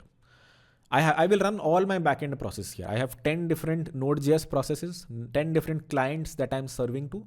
I will put all of their code here because no one uses their website anyways. So I will reuse this single $20 a month EC2 instance and run multiple processes. For client 1, I'm running it on 8080. For client 2, I'm running it on 8081. What is the problem? The problem is that, bhai, if you have a freelancing client, what URL will you finally give them? Will you tell them, bhai, please go to ec2.com/:8080? No, right? That's a very ugly URL to give to your client. What URL do you want to give to them? You want to give to them this URL. Okay, bhai, this is where your machine is finally deployed. There you go. EC2, this is a cleaner URL than, something like this for one client and this for another client. This is the URL that you want to give them, which means they will hit what port on your AWS instance when they visit this website? They will hit port 80. The problem is, if you run one process on port 80, where will this other process run? You could totally be like, ye wali to I will run on 88. But what about the second backend? What about if you want to deploy 10 backends here? So for that reason, you say, कि भाई backend 1 run on 8081, backend 2 run on 8080, backend 3 run on 8082. Does not matter. The thing that's listening on port 80, the default port that gets hit when someone goes to this website is port 80. This and this are the same thing. The default port will run a reverse proxy or will run a different process whose job is, okay, bhai, if client 1 is visiting it, go here. If client 2 is visiting it, go here. It can proxy requests to a specific Node.js process based on where is this coming from. If this is coming from the website of client 1, I'll take it here. If it's coming here from client 2, I'll take it there. Harkirat, yahan pe to there is no backend. The URL looks like this. It does not look like client1.100xdevs.com. How will you make client1.100xdevs.com point to this server? We will see. Eventually, we will see how you can buy servers, buy domain names and point a domain name to your EC2 server. But what is the goal? The goal is, if you have a single EC2 server where you want to deploy multiple Node.js processes and want the port 80 to run a single process that routes the request based on what domain name is present, you use a reverse proxy. Do we now understand what a reverse proxy is? Theoretically, at least.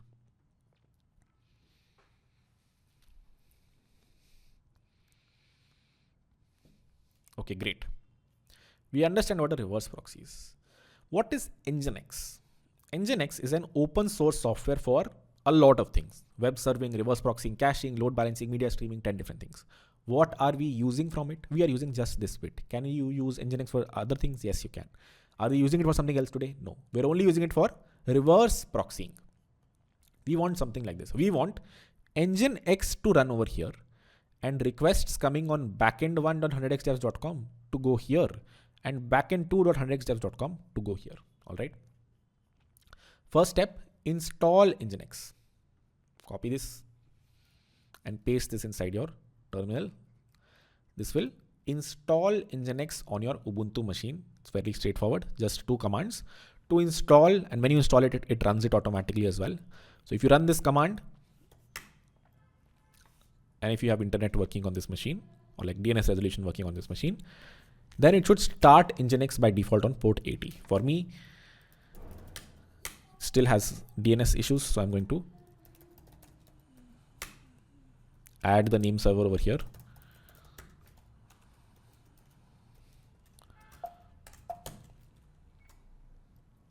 Then reinstall Nginx. This is installing Nginx on this machine, which does 10 different things. And you can specify what you want to do or what you want to use Nginx for. Today we're using Nginx only for reverse proxying.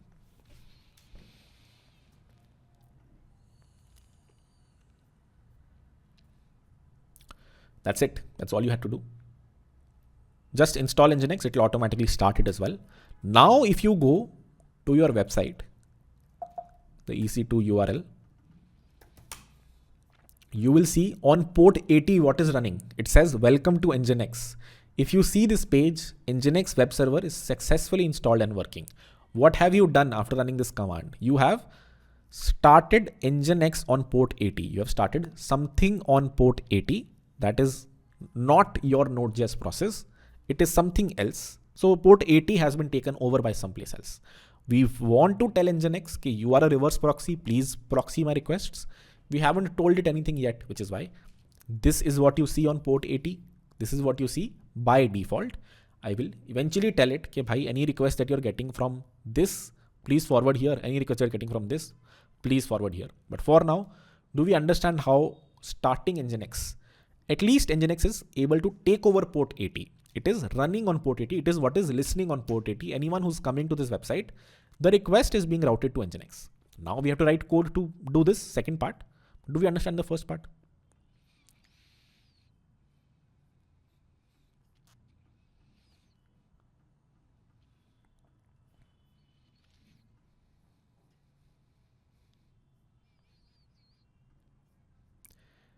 Great.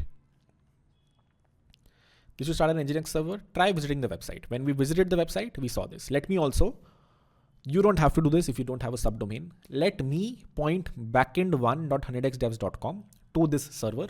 You don't have to do it if you don't have a domain. If you do, you can.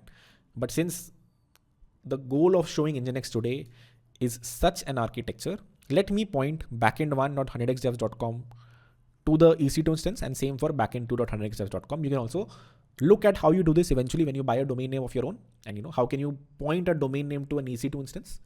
If you don't have a subdomain or a domain right now, it's fine. All right. Step 1 of doing this, step 1 of pointing be1.100xdevs.com over to my EC2 machine is copy the IP of the EC2 machine.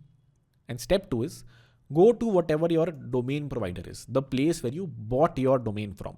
It is usually either Squarespace, GoDaddy, Namecheap. There are various services that let you buy these domains.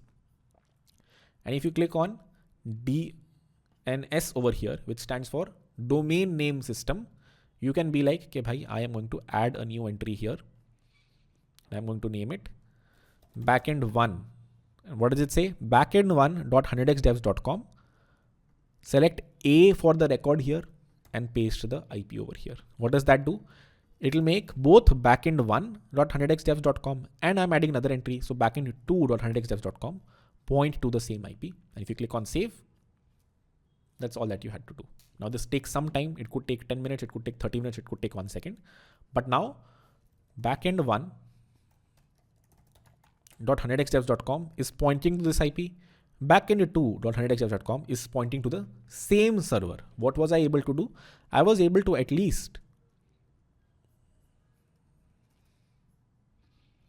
point both of these to this server so that if anyone goes to backend1.100xdevs.com, the request goes, as you can see, to the same Nginx server. It's running. If I go to port 80 on backend1.100xdevs.com, it reaches the same server. If I go to port 80 on backend2.100xdevs.com, goes to the same server. Do we understand this bit? The only thing that's left is actually telling Nginx, okay, bhai, take request from backend 1 over here, take request from backend 2 over here. Do we understand how I pointed the IPs? Great. So what is step 3? Step 3 is create the reverse proxy. Actually tell Nginx, okay, bhai, please take all the requests from here and put it over there. Here you have to understand how you create Nginx configuration files. Do you need to know the full syntax? Probably not. Do I know it? No, I always copy paste it. But if you really want to understand it, understand the basics of Nginx and get to the depths of Nginx, you can understand this nginx.conf file. In fact, if you right now go to run this command with me, sudo v/etc/nginx/nginx.conf. This is the default Nginx configuration file. What do I mean by that? I mean by default, what runs on port 80 is mentioned here. What are we seeing on port 80 right now? We are seeing this. Welcome to Nginx if you see this page. The fact that you're seeing this here is put where the configuration of Nginx is present where? It's present in this file. If you open it, you will somewhere see it points to this specific HTML file that says welcome to Nginx. Yeah, I wish I could read these slightly better. But yeah, if you really want to understand this, or like understand by default, why do you see welcome to Nginx here? Where does this HTML file comes from that says welcome to Nginx? You'll find that code somewhere here. I'm trying to find it if I can quickly show it to you. Either it's in this file that is imported at the top. Does anyone already know? Or it's present somewhere here. By return this HTML code.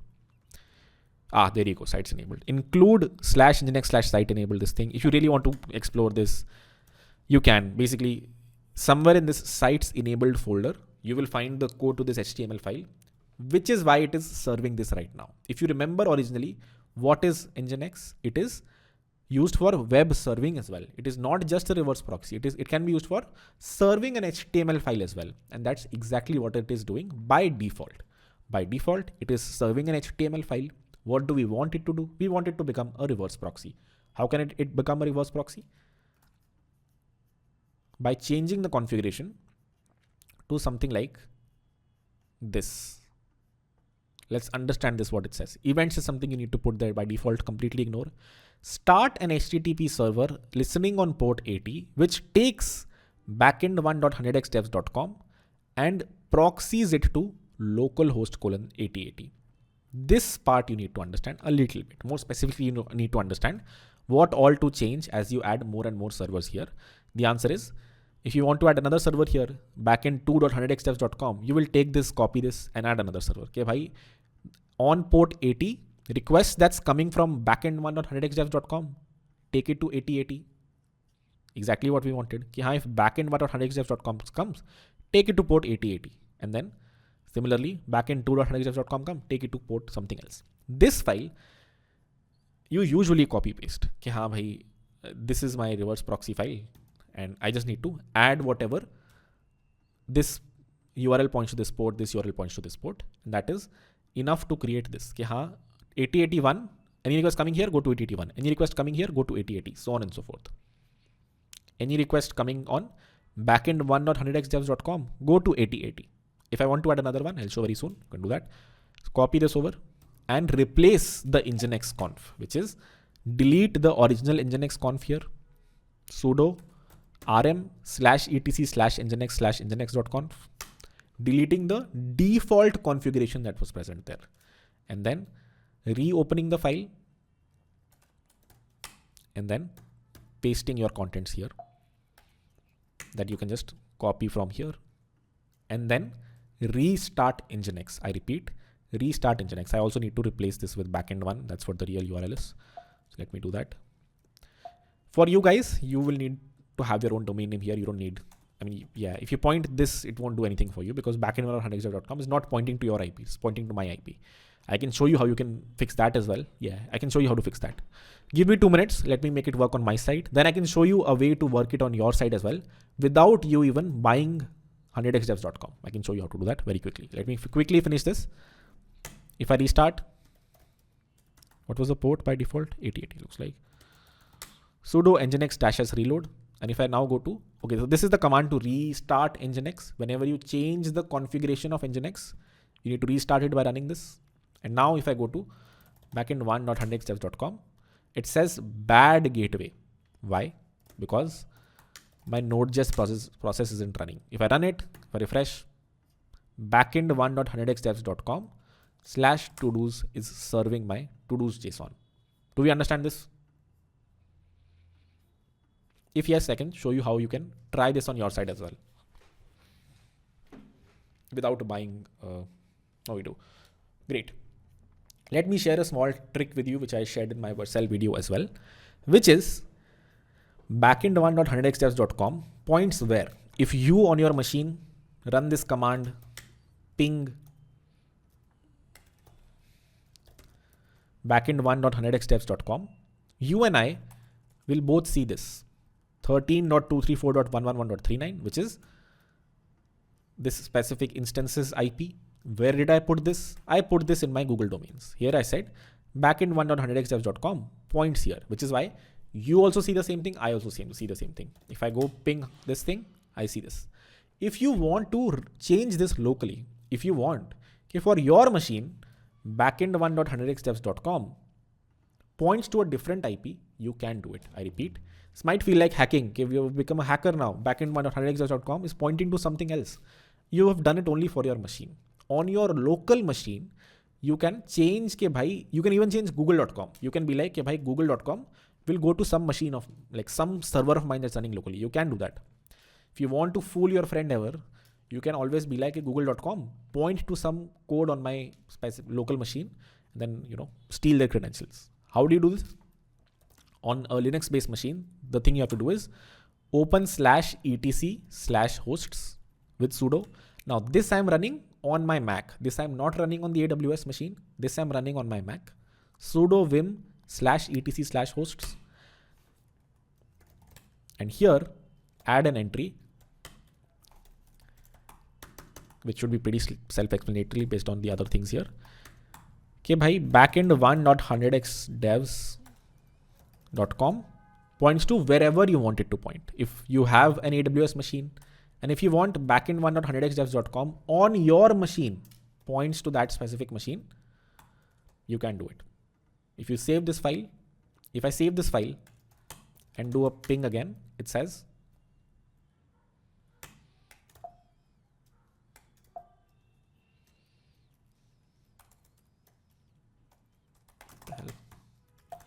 surprisingly did not say that. Let me 1 second.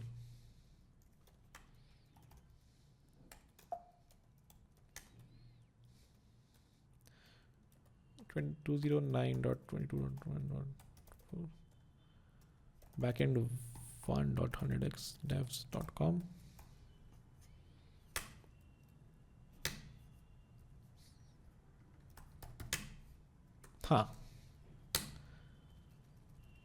Anyone knows what I'm missing here? Backend1.100xdevs.com should now point here because I've made a hosts entry. Why is it not doing that? Oh, it might be cached. Yeah, it might be cached. Let me make this backend 3 or backend 4. And now if I ping backend 4, no.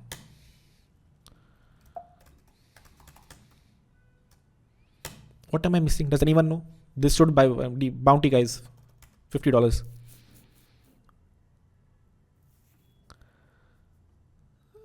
Port. What do you mean port? No, this isn't related to the port.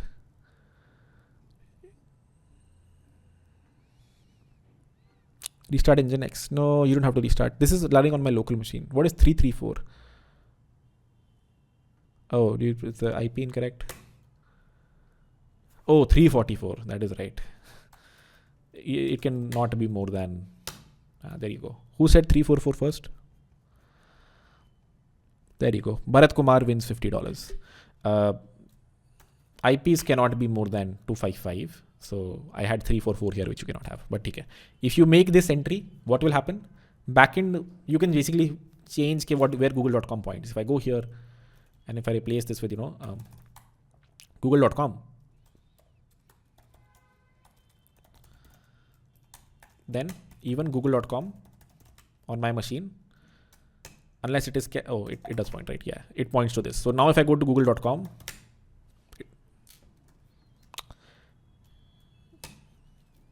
you guys get the idea. Let me go replace this with google1.com.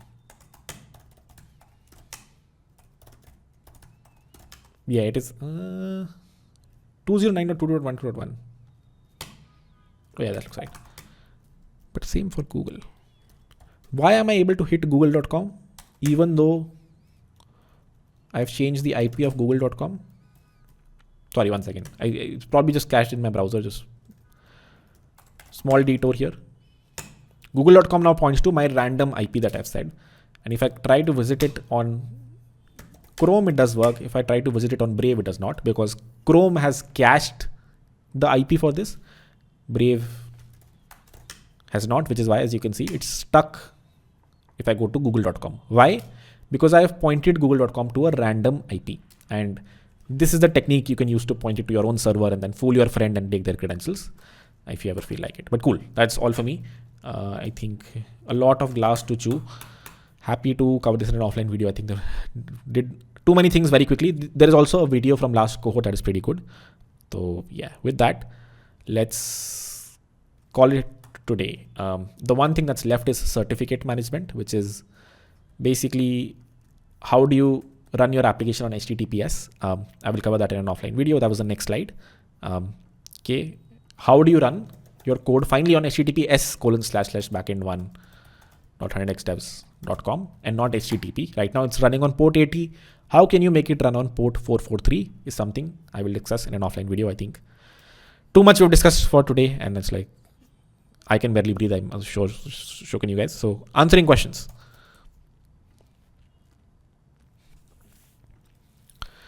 All right. How to add multiple servers in Nginx? Great question. It's just as simple as, let's see, go here, go back, copy this server part, and then paste it right below. Sorry, all of this. The indentation is messed up a bit, but you get the idea. Copy this, paste this again exactly below it, and then replace this with backend 2, backend 3, and then replace this with whatever port you want. All right, cool. How to make your domain only use HTTP or HTTPS? Can you explain the whole funds of server request with respect to HTTP and HTTPS? Whole funda of, okay, how to make your domain only use HTTP or HTTPS? So for that, though, you can restrict your EC2 server. You can be like, my EC2 server will only have access. Oh shit, I wasn't sharing my screen, was I? My bad, guys. What I was saying was, okay, you copy over this bit and just paste it again below it, and then replace it with backend 2, replace this with the process you want backend 2 to go to. All right, my bad. Copy this over. For the second person, the question was, for our friend Devesh here. Devesh asks, how to make domain only use HTTP or HTTPS? So your domain is just pointing to an IP. If you want to restrict your server only serves on HTTP and HTTPS, the best thing you can do is the security group is very restricted.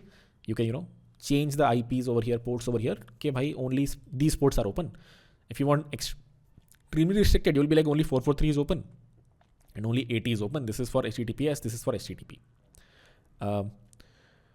Explain the whole funda of server requests with respect to HTTP and HTTPS. What do you mean by that? Can you repeat that question in a Notion doc? Love to see it. Don't have permissions. Gurprasad, can you give me permissions? Does backend 1 connect to a different database than backend 2? That depends on your application logic. That depends on whatever is written inside the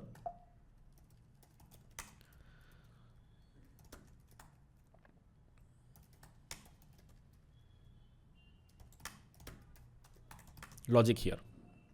Whatever index.js connects to, backend one might connect to one server, backend two might connect to a different server. That depends on your application logic. Can a single backend service speak to multiple databases? Yeah, it can. Just create multiple instances of PG, multiple instances of Mongoose, multiple instances of Prisma, and that's good to go.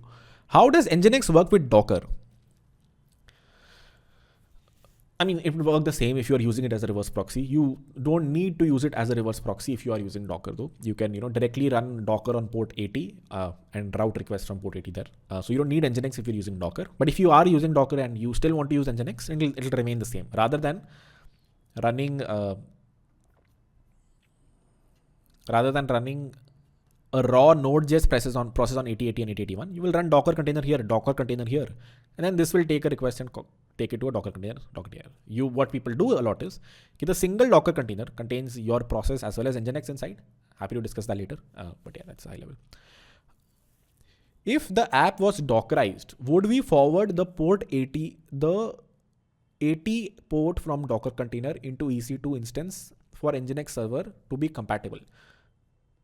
If the app was Dockerized, would we forward the 80 port from Docker container to EC2 instance for the Nginx server to be compatible? So wait, you can either run Docker directly on port 80, कि हाँ incoming request on port 80 come directly to the Docker container and take them inside. Are you asking? Okay, I'll take a few questions here.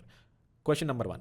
Will you run a single Docker container which will run this and this, multiple Docker containers? Probably multiple Docker containers, one running backend application 1, other running backend application 2. The problem then remains the same, Harkirat, ke yahan pe that means something else needs to be listening here. Yes, but you can also run this and this inside a single container, and then that container can have Nginx inside. Basically, you can containerize the whole thing. You can be like, single Docker container will run this, will run this, will run this, and incoming request will still go to Nginx. Happy to discuss this later. This is a good question. By good question, I mean food for thought. Okay, you can be like, okay, this is my EC2 machine, and inside this runs a Docker container, which if you receive a request on port 80 on, has Nginx running, has process 1 running, has process 2 running, and then you can basically containerize the whole thing, which has all three of these running together as well. Yeah, cool.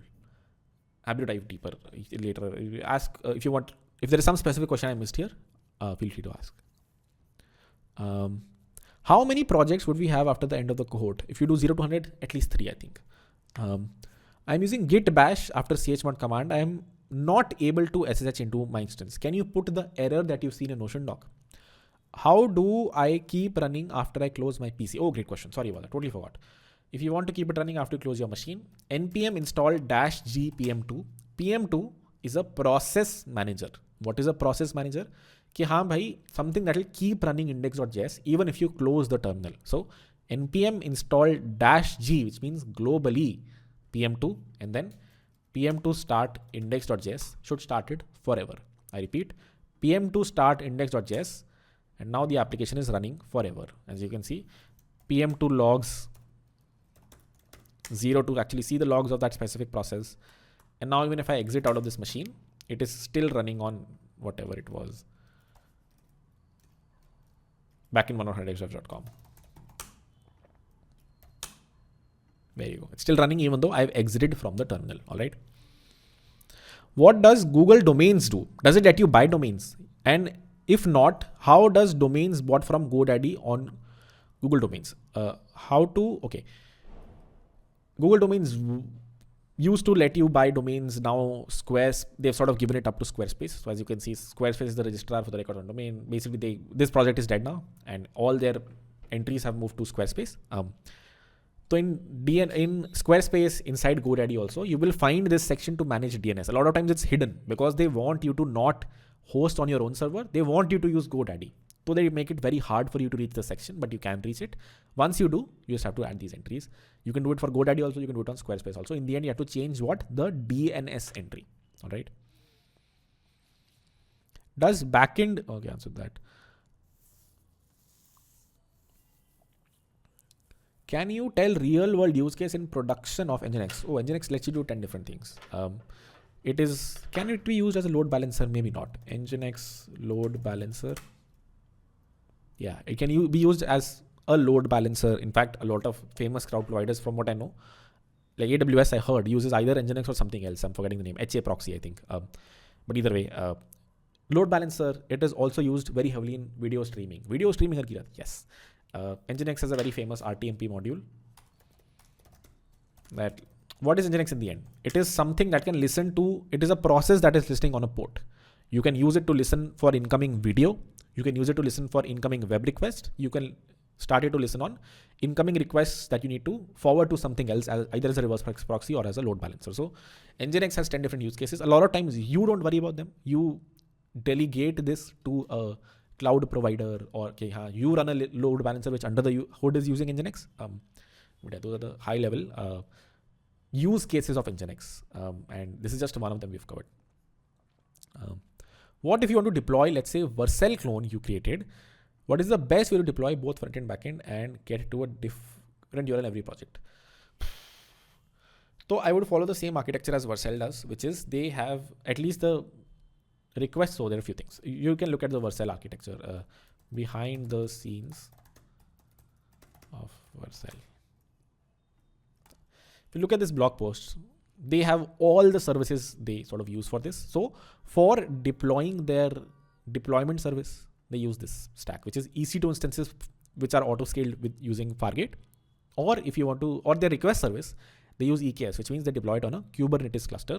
So if you want to literally follow what Vercel does, they have open sourced their infrastructure. EKS for deploying the request service, and auto-scaling EC2 instances powered by Fargate. This is very common architecture if you want to do auto-scaling based on a queue. So this is a infrastructure I would follow. I would follow them like end to end. Question, Guru Prasad. Still content not found. Sorry, sir. Another question. If I add Nginx reverse proxy, then can I remove the inbound rules for it? Yes, you can. If you add Nginx reverse proxy, you can remove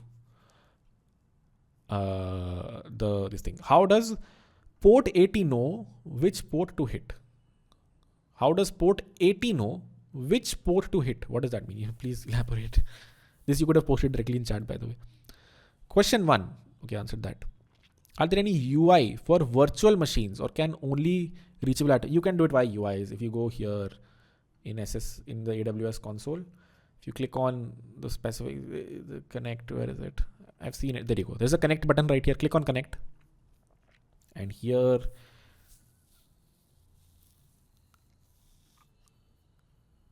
connect. It opens like some session. So something like this you can do. There are some nuances to this. You cannot do this directly like this. I think it does. There you go. Yeah, there you go. Some server. So you can just, our life would have been just easier, like so much easier if I just showed you this. You can just click a button. What was the button? Go here and then click on connect, and then click on the connect button right here, and you can access it from the browser as well. There you go. All right. Do different ports run on the same node instance? No, I mean, not in our use case. Is your question can a single node process listen on multiple ports? Probably can. You can create multiple instances. Could be wrong. Can single node process listen on multiple ports? Yeah, there you go. You can do that. Makes sense. Can we simply say this? User proxy internet forward proxy, correct? User internet proxy reverse proxy. User internet. Yeah. Sounds pretty good. Yeah. Not exactly, but pretty close. Q1. Okay, answer that. Please help. Prisma videos not working in website. Struggling since afternoon. app.100xdevs.com 021 Prisma. Go to Postgres. Into it. Go to projects.100 from time to time. Seems to be working for me. But tag me again if it doesn't work for you. Or if something doesn't work here, try it on hargira.classes.co. If it doesn't work there, just tag me or tag Ankur. They'll help you out. How to add multiple servers in Nginx? What does that mean? Multiple backend. I think I showed that, or something else. What is the difference between ZSH and Bash? Oh, I don't know the technical difference between them. And why, if they are the same, why use the other one? They're not technically the same. I will just Google this for you versus Bash. The main difference is that SSH support for associative arrays is more feature rich and advanced than batch. That allows you to allows associated arrays to have key no idea. Basically, happy to cover no idea. I use ZSH because a senior recommended to me. I don't know if there's what is the real difference and why you should prefer one over the other. Good question though. Something I should know the answer for. Why does it give me IP address? Then I search what is my public IP address? Why does it give me the IP address? Oh, great question. Good question. This IP address is shared by multiple people. Try your friend's machine on the same internet, and there also it will give you the same IP address. The way networking happens is, if you have a router at house, in your home, if this is your very big building in which you and your friends stay, at the top of the building is a Airtel router, right? And then every person in this building has their own private IP. What is a private IP? Basically not something you can give to other person and they can reach you. Not something, even if you give it to someone else, they will not be able to reach you. But all of these requests are finally going out from this Airtel router. So this might have a public IP. And so the world perceives the request is coming from an Airtel router. The world perceives the request is coming from this public IP address, even though, it could be your friend, it could be you, it could be someone else. This is why, if my neighbor does some illegal activity and an IP gets blocked, I am also not able to visit that website. You might have seen this in college, might not. A specific website gets blocked because of one person was spamming it, and then everyone is not able to access that specific website. This happened for check.com in my college at least. Check.com, someone exploited, and then it was blocked for everyone on campus because the public IP of everyone on campus is the same. Or like one IIT Roorkee campus has like 3 public IPs. So a lot of people are sharing the same public IP. Private IPs, every computer has its own. But publicly, what the world perceives, IIT Roorkee say, everyone who's visiting a website, maybe there are like 3 public IPs that come out of IIT Roorkee, which is why you see this public address. Question 2, what is default port Nginx has bug and it routes to the wrong URL or website? What if your code has a bug? It's a pretty well-tested website. What if the default port? Are you asking, does Nginx have a bug? It does not. I can tell you, it's a very extremely used library. It's similar to saying, what if Node has a bug? If it has a bug, it has a bug. But it probably won't. And if your configuration has a bug, then it's on you to fix. Are you buying only one domain? Yes. Then using it yes. You only need to buy it once, and then you can add as many subdomains as you want. You will only have to pay for one domain. Yes.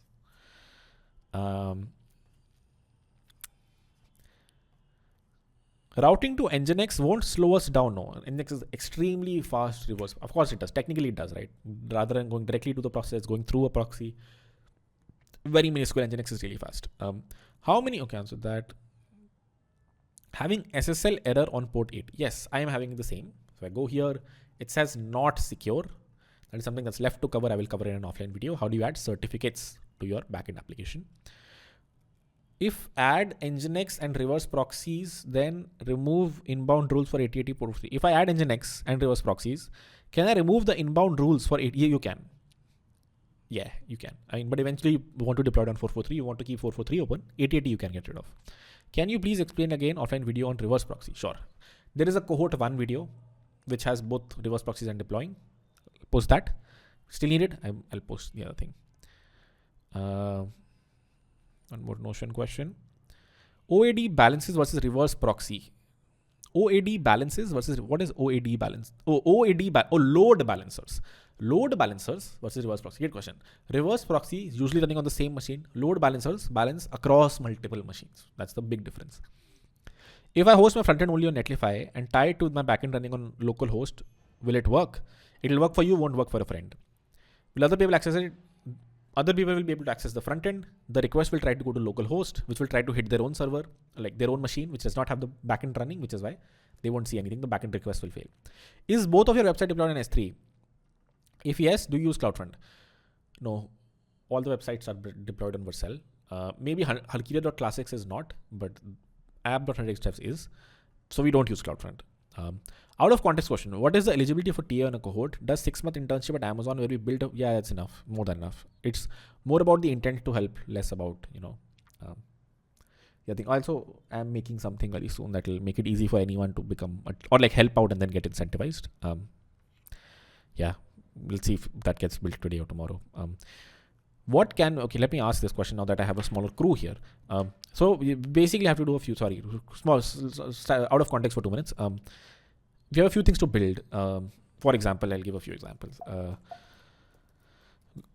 This is the code, and not someone like HSync basically had a bug in one of his things, which is on me. I merged it. But basically he deleted deployment. No, that's not it. Basically our database is messed up right now and I need to fix this. Do you think doing this on a call is useful? It will be very random. It will be like middle of the day, I am doing coding, not explaining very well. This is one such thing. Another example is this thing that I'm saying, I want to create a discourse. I want to deploy a discourse. I don't know how many of you know what discourse is. It's basically this. It's a place where people can come and ask questions. And you have a forum like this where all the common questions of the cohort will be posted, so people can not go to Discord and re-ask the same questions across different subgroups. Everyone can just ask them here. So deploying this is a whole pain in itself. I tried it the other day, did not happen. Oh, seems like there's a connection error.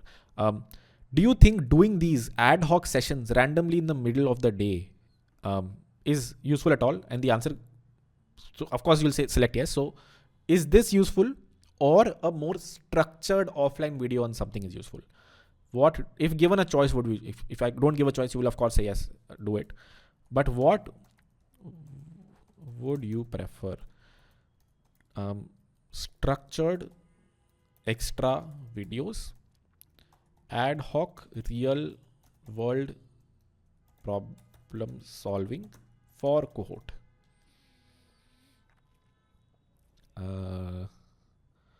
Launch.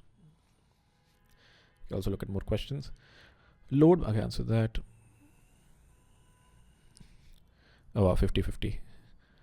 All right. 50-50. Does backend connect to diff? Okay, answer that. All right. Seems like I've answered all the questions. Any more questions, guys? Last call. Wow, a lot of questions. Let's go from the top. Can you make previous and upcoming slides more descriptive? For revising, it's difficult to capture everything caught in class in those slides. Descriptive. I think I put everything in there, but okay, let me think about this. How to open server in my VS Code? I know there is an extension. Yeah, there is an extension. I don't know how to configure it either. Unfortunately, I always do it via terminal. You'll have to look for a video. If you really need an offline video, I can put an offline video how to connect VS Code to a server. I've never done it. It was through one of my videos I realized you can do this. Can you have the same website on this? And what is the use of this? Can you have the same? I can have the same website here and here, but unfortunately purchases are happening on one. Content is present on both. Eventually want to move to the second one, which is why, it's a mess right now. Doubts. Can one backend be run on two ports if application is same, but two subdomains? And if yes, do we need to execute node index.js twice? Yes, you can do that. You can start node index.js twice, have one port the first time, different port the second time, change the port by passing in an environment variable. You can run node index.js twice to run the process twice. You can also use something called the cluster module that we'll discuss eventually, that lets you start multiple Node.js processes in like a single command. Doubts. What happens to DB on Cloudflare? What happened to DB on Cloudflare? I will release a video offline. I have to do a DB video generally from the basics to the top. There I will cover how to do the databases parts in a serverless function. Workers on Cloudflare and Lambda on AWS are the same, like theoretically the same. Of course, code is very different. How you deploy is very different. How you write code is very different. But yes, theoretically they're both serverless backend providers. Absolute and relative imports. Someone did post that. Let me write that down one more time. Absolute and relative imports. Can we deploy React app on workers? You can convert React app to HTML, CSS, and JavaScript, which you can deploy on workers using, not workers actually, I think Cloudflare pages, which is the same thing, but like serverless frontends. Please explain the process of deployment after adding custom inbound rules. What do you mean custom inbound rules? I'm using my RuPay card for AWS. It works fine for me. Sounds good. The playlist is present in computation and working with data in machine learning. Where is the lecture 3 and 4? And is there a naming issue? Let me forward this to the team. I'm not the one who's putting like the machine learning cohorts there. But yeah, this is useful. Can you tag me again with this Notion doc on Discord, or tag Ankur please and ask him about this machine learning thing. He's the one who's uploading, and there's a good chance he missed, although he's pretty diligent. I would be surprised. Where are lecture 3 and 4? Are there naming issues? Broadcasting, plotting NumPy arrays. Yeah, let me just ping Ankur once. He will tell you exactly. Either videos are missing or named incorrectly. Which one he will tell you. I have not gone through the codes. I don't know. Like the machine learning codes. I don't know. When you stop we should stop the instance, by the way, and you should do that as well. Thank you for that, whoever posted it.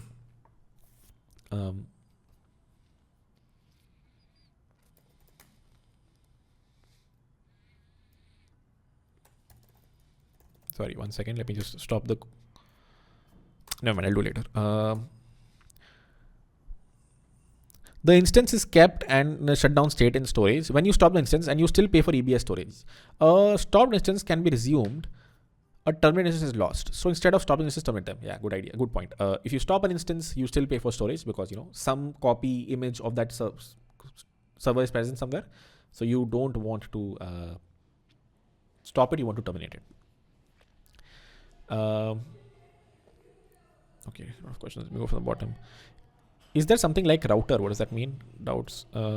Can you make previous and upcoming slide? Okay, answer that. Does EC2 will change IP? It does if you stop and restart the instance. GoDaddy provider provides SSL for .dev domains. Makes sense. Bounty belongs to Satvik. The team will figure it out. That's the case. That is the case. It'll reach Satvik. Satvik ping someone from the team. Happy to give it to both. EC2 is like hotel, and ports are like rooms in a hotel, and reverse proxy actually helps a hotel manager for the URLs to redirect them. Wow, beautiful analogy, and I'm going to use this in an offline video for reverse proxies. Anyone wants to visit, you can do a hotel name manager and redirect your guests to you are right. Exactly correct and very good analogy. Node index.js is running, and can we confirm there is nothing coming after that? Yeah. You can put a log inside your index.js file, and that's how you can confirm if it's actually running it. Currently, the file has very minimal code. It does not log anything, which is why you don't see any logs. This is the error I'm getting. SSH-I don't see the error though. Understanding the today's class commands more deeply. Chmod. I guess someone has posted something. Let me take a screenshot. We'll add it to the docs. In the end, Amazon has Route 53 for domain registration. By the way, how do you use 2 domains to point to single backend server without buying domain?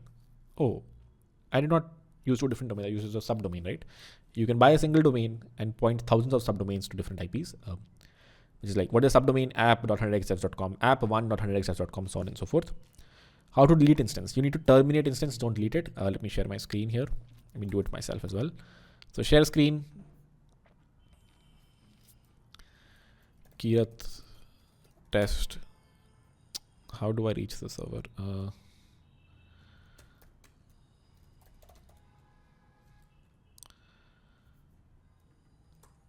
Search for your server here. And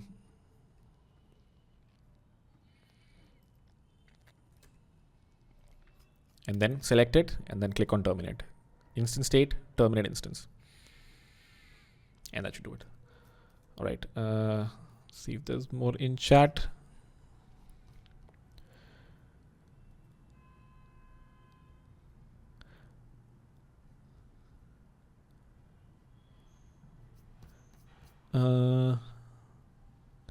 Cool. I think all a bunch of repeated questions. Anything else, guys? Should we call it? Slightly off topic. Are we learning Rust and then learning about Solana? Is the right path? Yes. Hi, Kirat, I've created a functionality to download slides. I did see that. I think I deployed it as well. I'll create the bounty. The bounty will reach you. Don't you worry about it. And that looked pretty good. I have created a functionality in another Express app. Oh, someone already created it. If this isn't you, then someone already added it to the website. Download slides as PDF in daily code project. I have created the functionality in another Express app since I was not allowed to create Firebase functions. Oh, that makes sense. Oh, okay. I mean, you can still commit the code, like push in the code. I'll deploy it. Can you explain this issue? Okay. Deploy code. Okay. So yeah, there is this famous code execution engine called Judge Zero, which is pretty useful for deploying, running Arbit code on machines. What does running Arbit code? Creating something like lead code. So what this says is it's already out there. Create the pipeline to deploy it on Kubernetes. I will take this one. Don't even worry about it. Or if you want to do it yourself, you have to wait a bit more until we reach the Kubernetes and understand what pods are, what deployments are, what services are. That's what this one sort of says. All right. Stopping the EC2 instances does change the public IP, although you can buy what's called elastic IP, and then you just stay. All right. Let's call it here, guys. Thank you so much for joining. I was looking at this. All right, cool. Offline videos, database followed by reverse proxies and certificate management will come this week. All right. See you guys in the next one. Bye bye.